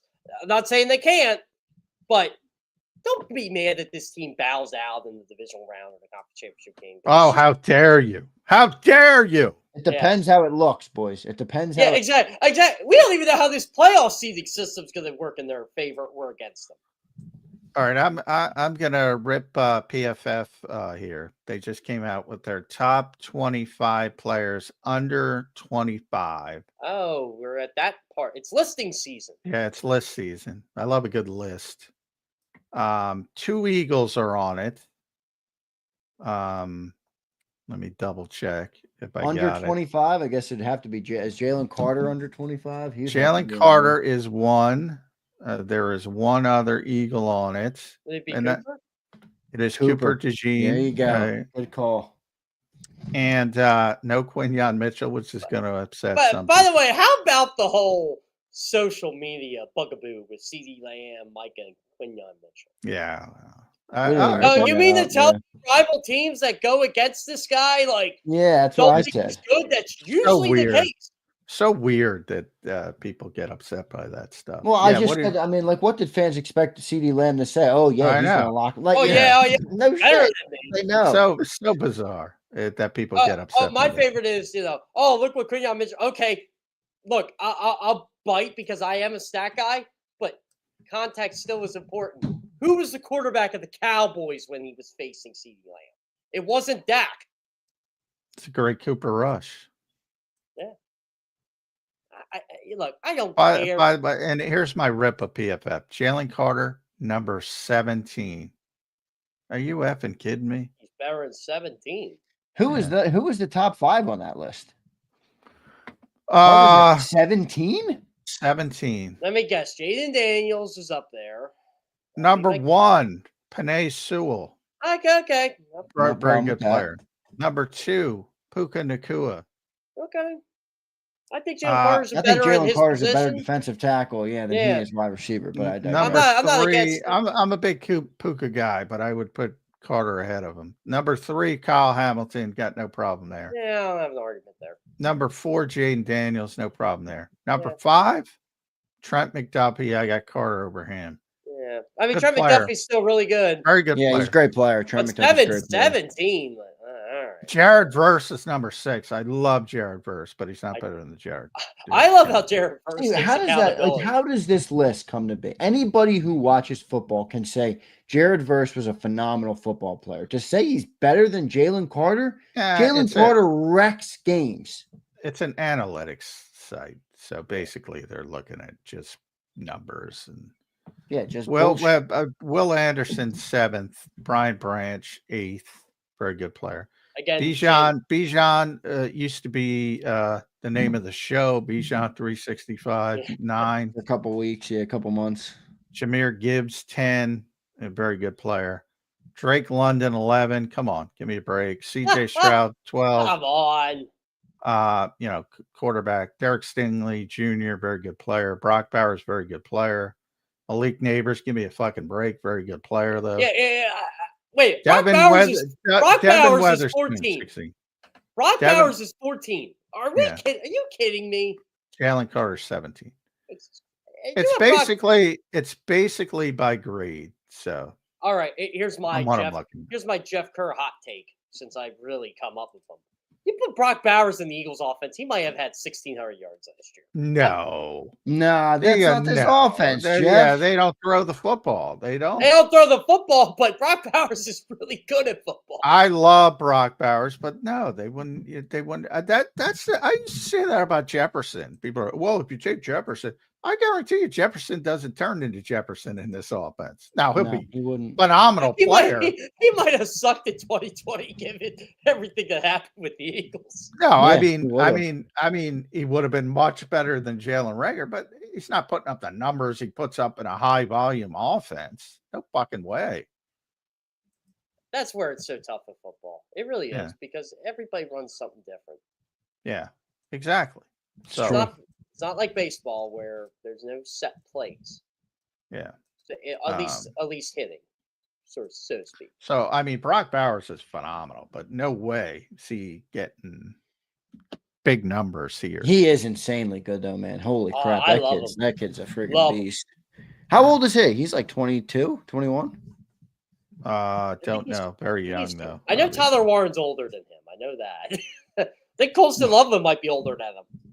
No tight ends ever picked in the first round this year. I think he's 22. He just turned 22 in December. He's really good. It's Cooper DeJean's age, right? Cooper DeJean just turned 22 too, didn't he? Yeah. Quignon's really young too. Quignon's not in the top 25, which brings me to a certain Eagle who said, "I think Cooper's better." Yeah, I've heard multiple Eagles say that. Yeah. No disrespect to Quignon at all. It's not a disrespect to Quignon. I do remember we had a post-game show like week 6 too, and Cilio came on and said he thought Cooper DeJean was better. This was like right at 2 weeks of starting. He's like, Cooper's going to be a better player. Fans went nuts on him. Cooper is a hell of a football player. Yeah, he is. How's this new podcast? Does anybody listen to it? I didn't get a chance. I'm not listening to it. I did listen to it. I kind of enjoy it. Well, I like talking to him and Reed anyway, so I was going to listen to it. They're How's fun. Reed? I don't know much about Reed in terms of personality. I know he's kind of seems to be I always guy. Like if I had to do like the whole country thing, I would call Lane Big Country and Reed Little Country. Oh, there you go. That's good. Is that where he's from? Where's Reed from? Where's Reed? Alabama. Western Alabama. Wow, look at that. Those are special. He just got his high school number retired down in Leicester, Alabama. Reed's a funny guy if you get him. He loves to talk too. I think you can tell the guy just enjoys his life. I respect that. He was he's one of those guys who, I look at, I go, all right, what's missing here? Because he didn't get drafted, but he also was like the last of the undrafted free agents there when it came to contract, the guaranteed money. He got the least amount of money, and he was a great player in college. Now, Middle Tennessee State, and people say, "Well, it's Middle Tennessee State," but that's where Kevin Byard went. Yeah. Like he was a great player. So I'm looking at it and it's like a 3-4 year starter, whatever, produced at a high level. And I look at his testing numbers and I go, well, his testing numbers got to be bad, right? No, they were fine. It plays a training camp. Plays a training camp. John and I were like, yeah, this guy's making the team. Like, remember that was the free safety position was terrible. Remember Jaquan Jarrett? Yeah, it's crazy that he wasn't more it's always amazing to me. And then you see them develop, and you're like, this guy can just play. And I'm like, how do these? When we talk about Eagles losing scouts, we didn't mention that with you with Jordan Dizon being the latest scout. Oh yeah, that's right. Jordan Dizon's gone too. And there's a lot now. But I'm like, how do you guys miss these guys like this? It's like what? It's And then back in the day, you got people with enough foresight to draft Andre Reed out of Kutztown early. yeah. Like Well, they how do you usually find- discover him that early, but you can't find? I don't know. It's a Well, a weird- guy who plays that much too. He played an insane amount, and maybe that's part of the problem. He's a little bit older, so people don't like that with a rookie. Yeah, wasn't he a 24-year-old rookie? Yeah, he was an older rookie, so they don't like that. But he started 4 years. I don't know. Maybe I'm on a limb So here. so he started as a freshman. He's Conference USA all freshman. A sophomore, he won Player of the Week 1 week. Bronco Nagurski Player of the Week. Junior. Wasn't he on the watch list for like? He was on the Won the Bednarik finalist? Award watch list. He was on the Yeah. Jim Thorpe Award watch list. He was projected as a mid-round pick by most early in the process. Yeah, what happened? And then as a fifth-year senior, he played well. I don't get it. I don't get it. To this day, I can't explain it. You know what? Again, I'm not a draft guru by any means, but there's a guy, Eagles signed Holland Pierce, right? I still know how that guy didn't get drafted. Yeah. Well, I Holland Pierce, I'm like, I think his agent did him a disservice. Well, that's probably what happened. Like what why are you picking the Eagles as an undrafted free agent? Like how is he making the Eagles? Even if he turns out to be a draftable commodity, so to speak, like Reed has. There's no spot for him here. There's literally no way for him, barring 5 injuries. Like, why are you picking? There's a million teams that need, and I'm exaggerating because there's only 31 other teams, but you get the point. You know what, John? It feels like there's a million. There's a bunch of teams that need tackles. Like, why are you steering them towards the Eagles? Jeff I mean, Stoutland. they're insanely deep on the offensive line. They are. Like, somehow I feel like their offensive line got deeper even with their losses last year. Well, they did. They drafted Miles Hinton. He's ahead of him. They drafted Cam Williams. He's ahead of him. They signed Matt Pryor. They brought him back. He's ahead of him. They signed Kendall Lamb. He's been playing, he's a really solid veteran. They got him out of retirement. If he's healthy, he's ahead of him. And that, obviously, we're not even talking about the big guys, Lane and Jordan. It's so weird, too, because I think Holland Pierce is a better player than Cam Williams, but Cam Williams is a draft pick. Well, he's got a big upside too. Yeah, So they're not cutting unless Cameron Williams shows up and is just the worst person in the world. And we've gotten to meet him. Seems like a good guy. I'll tell you what, Elias Smith looked like the worst football player in the world a lot of the times last year. He did, and they still kept him. Yeah, exactly. The only guy who got away was Dylan McMahon. Yeah, he was too small. Yeah. And he ended up on the But he's practice still with the Rams. Yeah, he's still with the Rams. Yeah. Like, Right. I'll tell you what, Drew Kendall was a nice draft pick for them. Yeah, I like that pick. Watching some more Boston College games, and Yeah. I still have the Bill O'Brien touch being the Penn State guy. So I love how he went back to college, and I got to watch some Boston College games last year. I really watched them while I'm on the treadmill and stuff. I'm like, oh, Drew Kendall. Boy, that was a nice block. Oh, Drew Kendall. That was a nice stunt. That was a nice pull. Oh, yeah, he's on the Eagles now. Yeah. It wouldn't surprise me if he's a starting center somewhere, probably not here, but somewhere down the road. Because Cam's going to be here for a while. But who knows? Maybe they'll move him to guard. No, because they do need. I'm not sold on Tyler Steen. I'm not. You think Trevor Keegan's got a shot for the good draft pick from last year? Yeah, why not? I hope so. I like him. I like talking. The problem is, how do you get all these guys reps? I know. So you almost have to boil it down to 2, and it's going to be Steen and Kenyon Green, and then Keegan will get a couple reps here and there. Kenyon Green's going to be a fascinating watch this summer. He was bad in Houston. Yeah, he was. But I think those are the two guys that are going to compete. And then you sort of, if you're Trevor Keegan, you got to wait for the sprained ankle and get some reps that way. Yeah. And it worked for Mekhi Becton. So who knows? It might happen. But It's gonna be it's hard. interesting. It's hard when people say just give you're not going to give 4 guys reps with the first team. No. They're So, limited in time as it is. yeah. And So Eagles decide, yeah, we're gonna have less practices. yeah, they do. That's great, by the way. Not I wish we were there more. But I can't criticize them because they could have 10 OTAs They and could. they're using 6, and they could have 3 days of mini camp and they're using 1, and who knows, they might cancel that. Yeah, John, do we even know when we're going yet?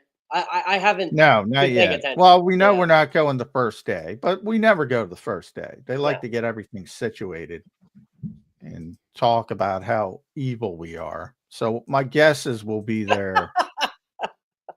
My guess is we'll be there the 28th, but it's just a guess. Yeah. We will not be there the 27th. My guess is they'll warn the players we're coming. And then we'll be there on the 28th. And then we'll be there in the first day of the second cluster. We're like the annoying rebels, the Star Wars. We're like we're the annoying alliance. We're starving for football content. We need you guys down there. You ain't getting much.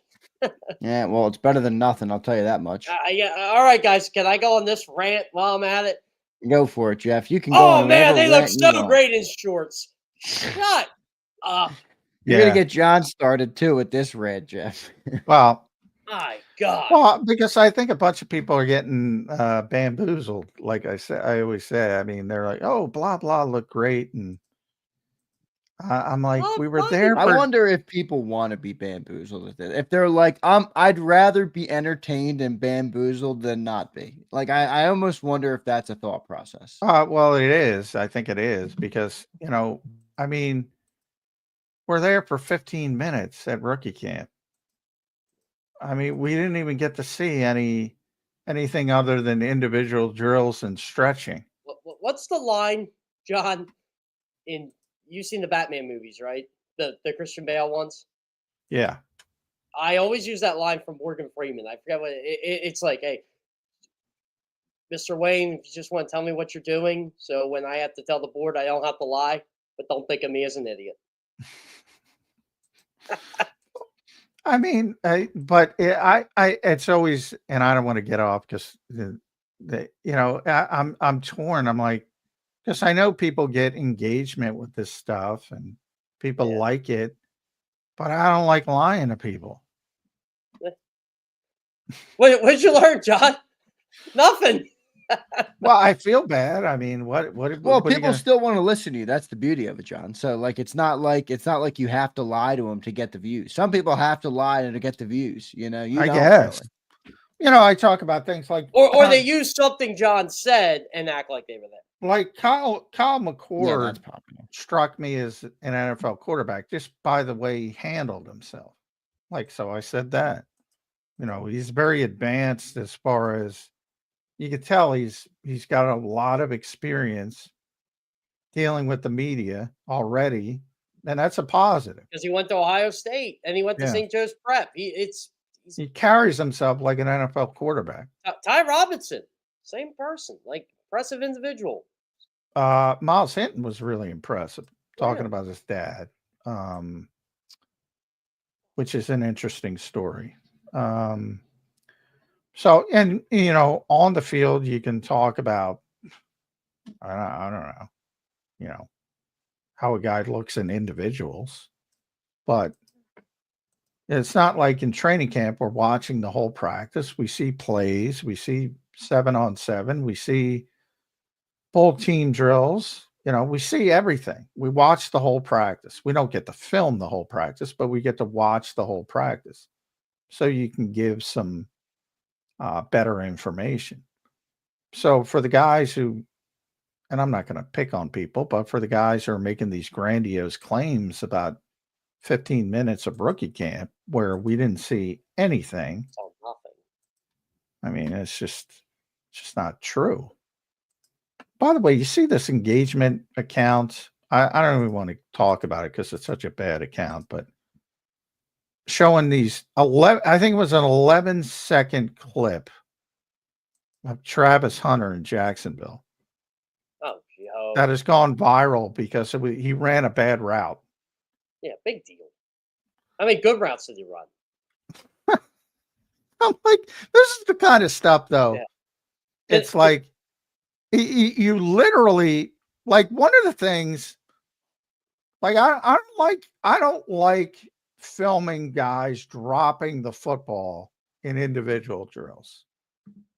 I don't like it because people lose their fucking minds. Yeah.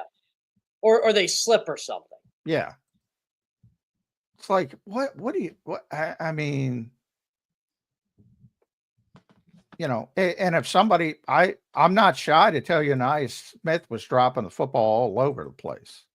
Yeah. Yeah. You want to say it. Yeah. But for somebody who slips, like you said, or drops a football because they slipped, and then some loser from Lord knows where says Travis Hunter he can't run routes on an 11-second clip. Yeah, and maybe he can't run routes. I'm not down there, but I know this moron isn't down there, and this moron doesn't know if he can run routes or not. Do you think people honestly know if they're down there? Some do, some don't. But don't they take that into account? I don't know. I have to ask the fans, I guess. So here's a funny minicamp story, and this just happened, like, because a lot of the Phillies guys know I cover the Eagles and I cover the NFL, and they go to me. They were asking me what they were just shooting the shit. I'm like, Jeff, honestly, what do you learn from minicamp? I'm like, I learned more from you guys throwing long toss than I do at a minicamp. Well, minicamp you can learn because minicamp will get to watch the whole practice if they have a minicamp. Well, I think they meant OTAs because it was like the start of OTAs. Well, now, you know, and mainly that stuff is like, all right, what is the depth chart? Where are they starting? Yeah. You know, that kind of stuff is valuable and interesting. And we should have more of minicamp, but I digress. But so there's some stuff that can come out of minicamp. But yeah, rookie camp, no. It's regular season practice, no. Training camp, yes. Right. Nothing. Rookie camp is more of an opportunity to interview rookies face to face, and they're at podium anyway. Yeah. Well, back in the day, we used to do it on the field, and we could. Some of the best stories of rookie camp would be the tryout players. We don't even get to talk to them now. You know, I remember talking to Everett Golson, who, you know, was the quarterback, went to the national championship game at Notre Dame, and I remember him. Played at Florida State after that, I believe, or before, wherever. You know, everybody goes all over, but you know, he's a pretty big college football name that was in as a tryout player, and you know, we got to talk to him. It's interesting. Not that he made the team or anything, or even got a off-season roster spot, but you know, some of those stories, like there was a kid, one of our listeners, Zander, said his cousin was going to be at rookie camp, and he was. Yeah, Rashid Mixon's cousin. What was his cousin's name? Yeah, I have the roster in front of me, but he was, and I would have liked to have met him because he said that, and I couldn't, which sucks. It stinks. Like, you know, there's a guy local that's on the Steelers. He made the team. He made the Steelers. Name is Andre. Well, didn't make him. Obviously, he's on 9-man roster, but he's on undrafted free agent contract. And like the challenge you have to go through just to talk to a guy that you can text, it's kind of ridiculous. Yeah. And I would have liked to have talked to Malik Carr, but he didn't show up. Yeah. So, Is rookie minicamp Unfortunately. voluntary? I always forget that. no, it is not. Yeah, so there you go. Look, here's a super chat, guys. Shout to Jason, $20 super chat. But he's commenting on this, so I want to bring it up now. He says, "Aren't we tired of people sensationalizing practice? So stupid to me. That is what practice is for, to mess up and learn. Drives me crazy. Obviously, team drills are more valuable if they're dropping, then I'm concerned. Elite." Thank you, Jason. Yeah, I mean, yeah, I say it all the time. A lot of people, to be honest, don't even know what they should be looking at practice. I say it all the time. And I only say that because I've been doing this for a long time, and I know it took me 10 years to figure out. Yeah, and I'm of still that learning shit. from a guy like John because he's the wily veteran. I mean, I mean, like I said, when Doug Peterson, they would have what's called 10-10-10 practices where you basically rotate offense versus defense for 10 minutes, defense, obviously. But the difference is the first 10 minutes, the defense is servicing the offense. So they're giving them looks. It's almost like a glorified walkthrough. They're not going full bore. They're not trying the offense. They're trying to give the offense looks so the offense can execute the plays they want to execute. And, you know, so-and-so would throw an interception, or so-and-so would throw a touchdown, and they say, oh, the cornerback got, it's like they're not even going full bore, and vice versa. The offense would be helping the defense, giving the defense looks, and then it would look worse for the offense. And then special teams would get 10 minutes. And the Eagles would have to put out a note to explain what's going on at practice, because they didn't want people going out there and saying, oh, this cornerback looked like shit, because it's not even a regular team drill. I still say this a lot. Why do people care? Why do these organizations care? We don't work for you. Well, in that instance, they do it. I totally understand why they do it. In that instance, there's nothing wrong with educating the people of what is going on at practice. That's actually what they should do. But as far as, you know, caring about, like, you know, Elliott, who I like a lot personally, his quarterback stats, they're stupid. Well, you know what bothers me about that? From a guy who played soccer, and from my understanding, he was actually a pretty good soccer player, he should know better. Well, he does know. I know, but it's the engagement shit. It just bothers you. It does. Yeah, no, I hear you. Well, it doesn't. I don't care if Jalen Hurts went 21 to 22 at training camp practice. I'll tell you who likes it. His outlet likes it. I'll tell you that much. Yeah, Right? I'll tell you generates a lot of clicks on that. 141 in bowling Well, practice. and that's why he does. I have no problem with it. I'm just saying it doesn't matter from a legit, like, some people take it seriously. And, you know, Nick jokes about it all the time. It's like, you know, what's it, the stats today? You know, it doesn't matter. But if people want to think it matters, I can't combat that. That'd be like me recording Kyle Schwarber's batting practice next Phillies home game. 7 home runs. Yeah, it's 7 home runs and like 15 at bats. Like, okay, but their context here, they're not throwing hard. By the way, our viewer's nephew, right, or his cousin, was wide receiver Nasir Morgan. So Hustler put that in the chat. Appreciate him. But all right, Jeff, we got to run, brother. We're at the end. We appreciate it, man. Thank you for joining. Thank you for the extended time you give us every Monday. We appreciate it very much. Any final thoughts before I let you run here on this Monday edition? Oh, man, it's going to be an interesting week. Yeah, we got Tush Push week. I have a feeling I'll be writing an explainer of what transpired. There you go. We'll be listening. We'll be reading on CBS. Make sure you guys follow Jeff on Twitter at Jeff Kerr CBS. Jeff, thank you, brother. Appreciate it, man. Sounds good. See you next week, guys. Thanks, bud.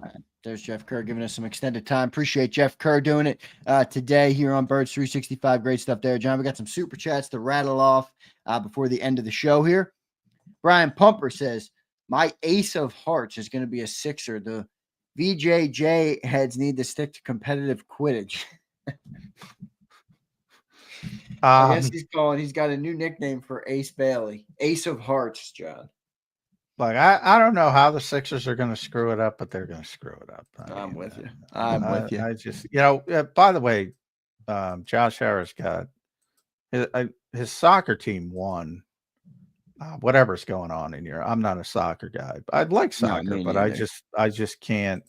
There's too many different leagues and different. So anyway, Crystal Palace won one of the leagues. I don't know. Maybe somebody can put it in the chat. Josh Harris owns part of them. So he's having a really good time with the Commanders, and obviously they've had a good start. They had nowhere to go but up, and they're going to get a new stadium. A lot of hype around the Commanders, obviously. Everybody thinks they're going to be a good team again. Crystal Palace, but he can't figure out the freaking Sixers, man. Good God. Good God. I don't know if he cares. Brian Fleming checks in. He says, please bring Bryce Huffle Snufflegus onto 365 for the chat. Can you imagine Flex destroying? I don't think Bryce Huff would have an issue with it. Yeah. I don't want to get him on. I told you his brother does like this crazy business, and he's in a similar field to my brother, who's crushing it out in that AI materials. I think if, as usual with fans, Bryce is a nice guy. I think if you met him, you'd like him. Yeah, Bryce doesn't seem like a bad dude. We just want him to perform on the football field. But Fredo says, what up, Fredo? He was in Philly this weekend. Fredo, I saw your post you sent me. Hope you had a great weekend. He says, Campbell, Rookie of the Year, and Sydney, a day one starter. Mark it down. Uh-oh. The optimism. Well, I could see Sydney being a starter, although I think Makuba's probably got the leg up. But I think that'll be a legitimate competition. I don't see Campbell being ready early enough to be in the Rookie of the Year conversation. I think he's about longer term. I think he should, and it doesn't matter how he said it pretty consistently. It is not about immediacy, not about immediate gratification. He had labrum surgery in March, so I think it's going to be a while, but long term, if he turns into a great player, who cares? But if you're looking for week one immediate gratification, I don't think you're going to get that. No, I'm with you. Johnny Mac, good show today, brother. We got this tush push stuff coming up this week. So the other owners' meetings and other things there. So we'll be following it all week. And as of now, they have not reworded the rule proposal. So I think it's going to get through. I got a weird feeling it's going to get through. I don't think that proposal's getting through. I think they're going to change it, but again, it takes 10 minutes to change it. But to date, it hasn't been changed, and it starts tomorrow. So if they don't do it, it's not the Packers proposal that was 16-16 at the league meetings in March. That's not getting through. So we'll see what happens. Change it. Johnny Mac, great show today, brother. Appreciate Kerr doing it for us today. Make sure you guys follow Jeff and follow John at JF McMullen. Johnny Mac, your final thoughts on this Monday edition of Birds 365. Yeah, starts tomorrow. NFL meetings in Minneapolis, so we should have some stuff to talk about as far as tush push and the seating.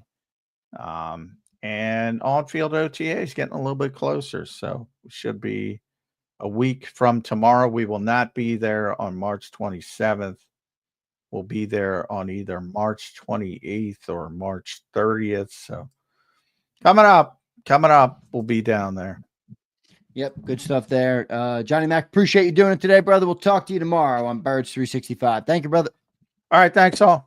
All right, there's Johnny Mac, John McMullen. Make sure you guys follow him at JF McMullen over on his Twitter, the #1 Eagles beat reporter in town. Give him a follow. We appreciate all you guys listening in today. Had a great crowd in here for Monday. All right, a Monday, May 19th. And we're moving right along. What did I say? 108 days until the year. Is that how far out we are? All right, that's not too far. All right, so I'm feeling pretty good about where we are. Hope everybody had a great weekend. I see everybody in the chat. Good to see everybody. Again, I hope you had a great weekend. The weather was this weekend, but we had the beautiful birth of my niece. All right, so my fourth niece, but this one hit a little different, you know, because it's my brother, my best friend in the world. So he had his first kid, and that was just a special moment to be there. I went to the hospital, so I was able to see him, see his beautiful, healthy baby daughter, Kennedy Krause. All right, the first new Krause. All right, my older sister has kids, but she's not a Krause anymore. So the first new Krause. How many new Krauses will we get? I'm assuming a lot. All right, between me and him. But I'm super excited for him, man. I'll show you guys. Let me see if I can find a picture of just me in the hospital with him. Just really, really, really awesome. It's a special thing, you know. When somebody has a kid, I think it really brings you to, you know, it just really brings out like you know, God is working, man. It's a crazy thing when you see a kid, you know, when you see a kid come into this world. And then just talking to my brother about it, it was really cool. Here's a picture of me with them in the hospital room. That I don't know if you can. Oh wait, let me see if I can turn off this green screen. It won't work. So there's me in the hospital with them. Let me see if I can unblur that. There you go.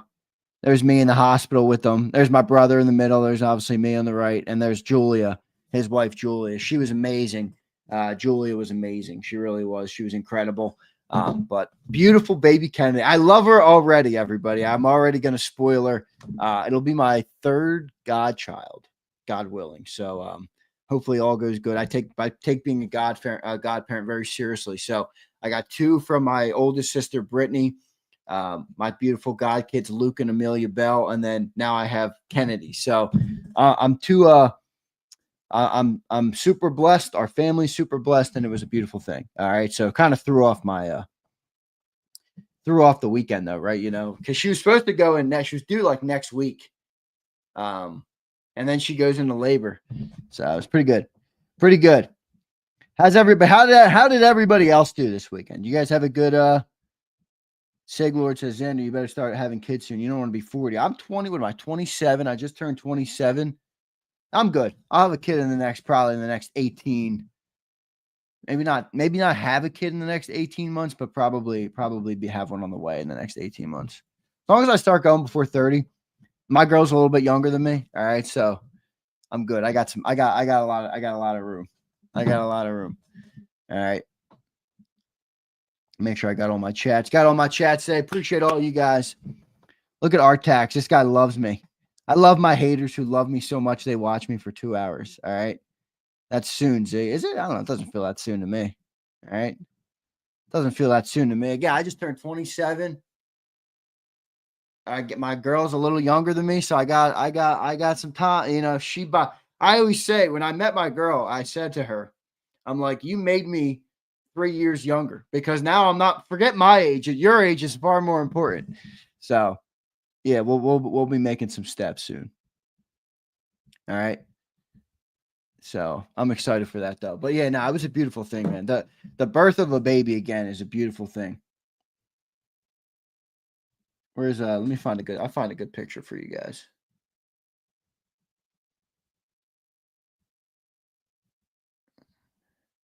Look, there's me holding baby Kennedy.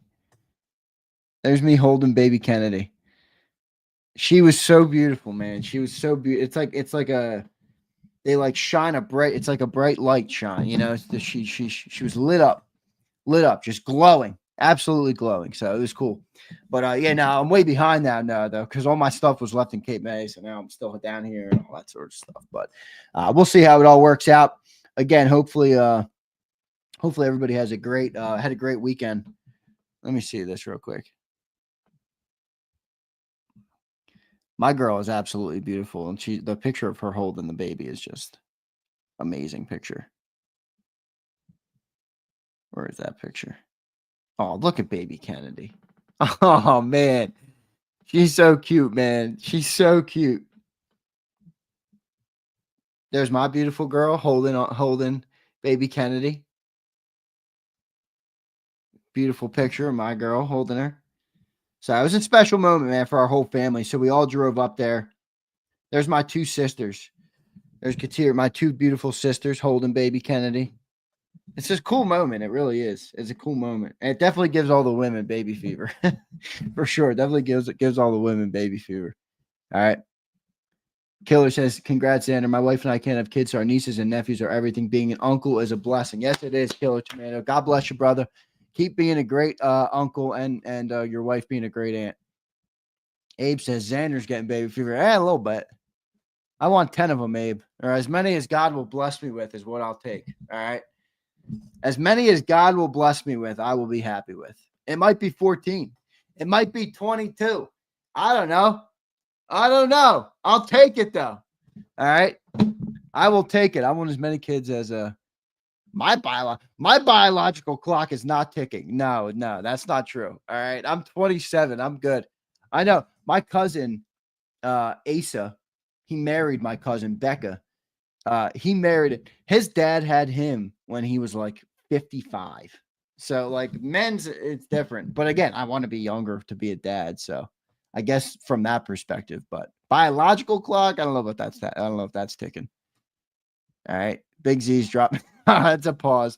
Fleming, let me not read that. All right. Let me not read that. But no, it was good. It was a good weekend though. I'll tell you what, it fills you up. It fills you up with joy. You're like, it's just cool to see. And I love my brother obviously so much, and his wife, she's amazing. Now I'm like, we got to live closer together because I want to see your child. I want to see your beautiful baby girl. So I'm sure she'll be baptized. She'll be baptized pretty soon. 10 kids. Xander will be doing YouTube 24/7. And I'm good with that. All right. 7 times an uncle, and I don't know where time went. One is halfway through college. Jeez, Curtis, don't tell me that, man. Dude, I said that. It's funny. I said that about my first ever nephew. JP. He's almost 5 now. Wait a second. I got a great picture on JP right now, too, because he had. JP's the one. I showed you guys the one wearing the Kango. JP is the best, man. I love JP. He is such an awesome kid. But he just graduated. What's the thing before preschool? There he is. Look at him. There's his mom and his dad. There's my beautiful sister, Brittany. And there's JP. Dude, he's such a stud. So cool, man. It's all cool moments, though, that happen in life. It makes you really appreciate life and appreciate where you are in life and appreciate the people who matter in life, your family. So all good. CG says, is this Eagles talk? Not right this second, bro. Get out of here if you don't like it. All right. We just talked for Eagles for 2 hours. All right. Don't come in here and dictate what I talk about. It's my channel. All right. But take them all, Xander. Go old school Guinea. My family's family 13 on grandma's side and 12 on grandma. That's impressive. All right. That right there is good number. All right. That's big. What was that? 25 kids between the 2 families? Woo! Maybe I can get my brother on board. All right. Maybe I can get my brother on time. I am happy, man. I am. I'm so happy because my brother is like my best friend in the world. Like I'm sure all of you guys have.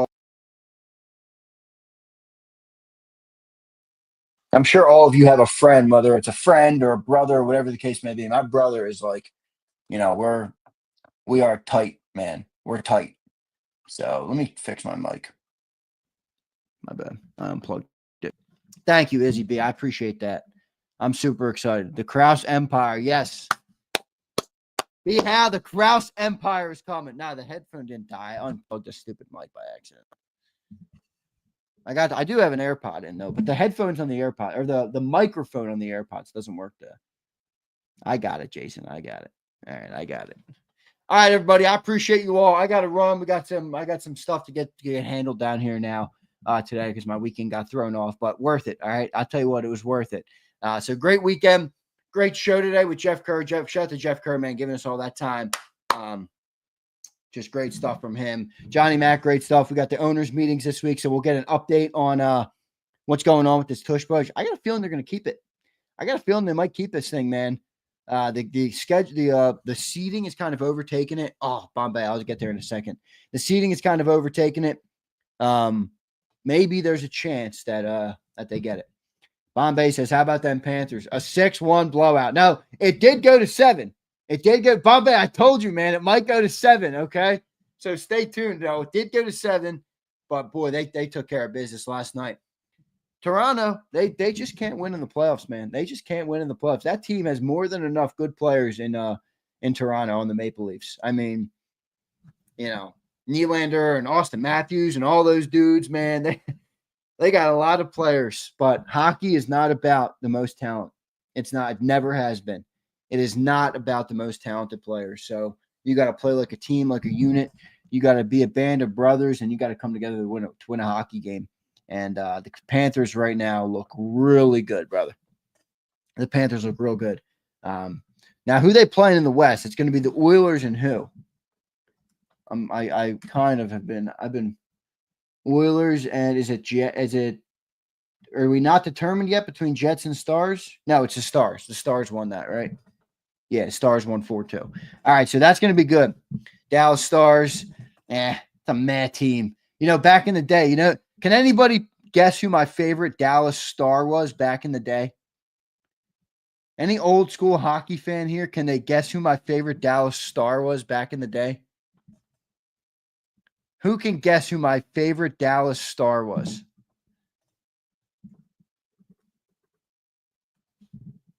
Come on, somebody's got to get it. No, nope, not Mike Modano, not Hull. That's a good one, but not him. No, none of those. Now, there's one. There's one in my head. It's not Hull. Nope. Nope, not Morrow. Yes, Fleming, you're thinking of him. You're thinking of him. You are thinking of him, Fleming. Yes, nailed it. Turco, Marty Turco. I loved Marty Turco, man. Marty Turco. Nah, not Ludwig. Marty Turco. Yep, I loved Marty Turco when I was a kid. All right, so Marty Turco was one of my favorites. He played, I think, like 10 or 11 years. He was great, though. Great in Dallas. Great in Dallas. So that's when I think of the Dallas Stars, I think of Marty Turco. All right, he was a kid. I used to play my PSP, all right, on NHL like 07, and Marty Turco was their goalie. Yeah, Turco was good. So, all right, everybody, I appreciate all you guys being here. Great show today. Appreciate all the viewership, by the way. We've had great viewership throughout the offseason so far. So we're going to get some updates here. It sounds like the Eagles are going to be on the field next week, which is great. Now, John will be there. You already heard him and Jeff talking about, oh, we can't give you – just give me something, John. Just give me something. I'll get something out of them. So they'll be on the field next week. Looking forward to that. And we got plenty of questions, man, this offseason now as we hone in toward the season. All right, what does it actually look like? What's this thing going to look like? Where are the problems? Where are the holes on the team, if any? I mean, I don't see them that big. John and Sills keep trying to talk me into all these holes, and I'm like, you guys want me to trip over, you know, backups or replacement to the third best guy on the defensive line? Like, I hear you. We gotta come up with the solution, and the team has to play well, but if you think I'm writing off the season because they got a couple new guys on defense, I mean, come on with that, man. You got to be kidding me. So, all right, everybody, great show. Appreciate you all. Appreciate all the support you guys give. I told you guys are my family, so I show you guys some of the things that happen in our family's life, and that was a big one this weekend. The first Krause, that's a big one. All right, that's a big one. So I was praying for my brother all weekend, man. I was praying for my brother. I was praying rosaries for him. I was doing everything I could to pray for him. So I'm happy it all came. Oh, my Kimbo, I saw that. My bad. Kimbo's checks in with member for 3 months. Thank you, Kimbo's. She says, lost my mom early. Football brought my brother and I closer. That's a beautiful thing, Kimbo's. I apologize for you losing your mom early. That's always a hard thing. I'm so blessed to have both my parents now, and my parents are truly special people. So I'm sorry for that, but that's it. Listen, isn't that cool that football did that for you and your brother? You know, obviously you can't get answers to everything that happens in life, Kimbo's. Unfortunately, you know, that's just the way God works. But I'm happy you guys used football to grow closer together. Kimbo, I'll say this. Now, you don't have to take my advice. It's just what I would say. Always keep your brother close. No matter where you go in life, no matter where you end up, no matter who you end up with or what you end up doing, always keep your brother close. All right, that's a beautiful bond that you guys have after the loss of your mother. So keep that close to you, Kimbos. Keep that close to you. Again, you don't have to take my advice, but that's just what I'd say about it. All right. Appreciate you all, and I'll see you next time. See you next time on Birds 365. Thank you all, man. You've been listening to Birds 365. the destination for the passionate Eagles football fan who bleeds green. If it's Eagles football, we're talking about it. Debate, inside the locker room, and guests that are some of the greatest football minds from around the region. We hope you enjoyed the show. We know we had a blast. Make sure to like, comment, and subscribe, and we'll be back soon. But in the meantime, hook up with us on social media at JAKIB Sports. See you next time on Birds 365.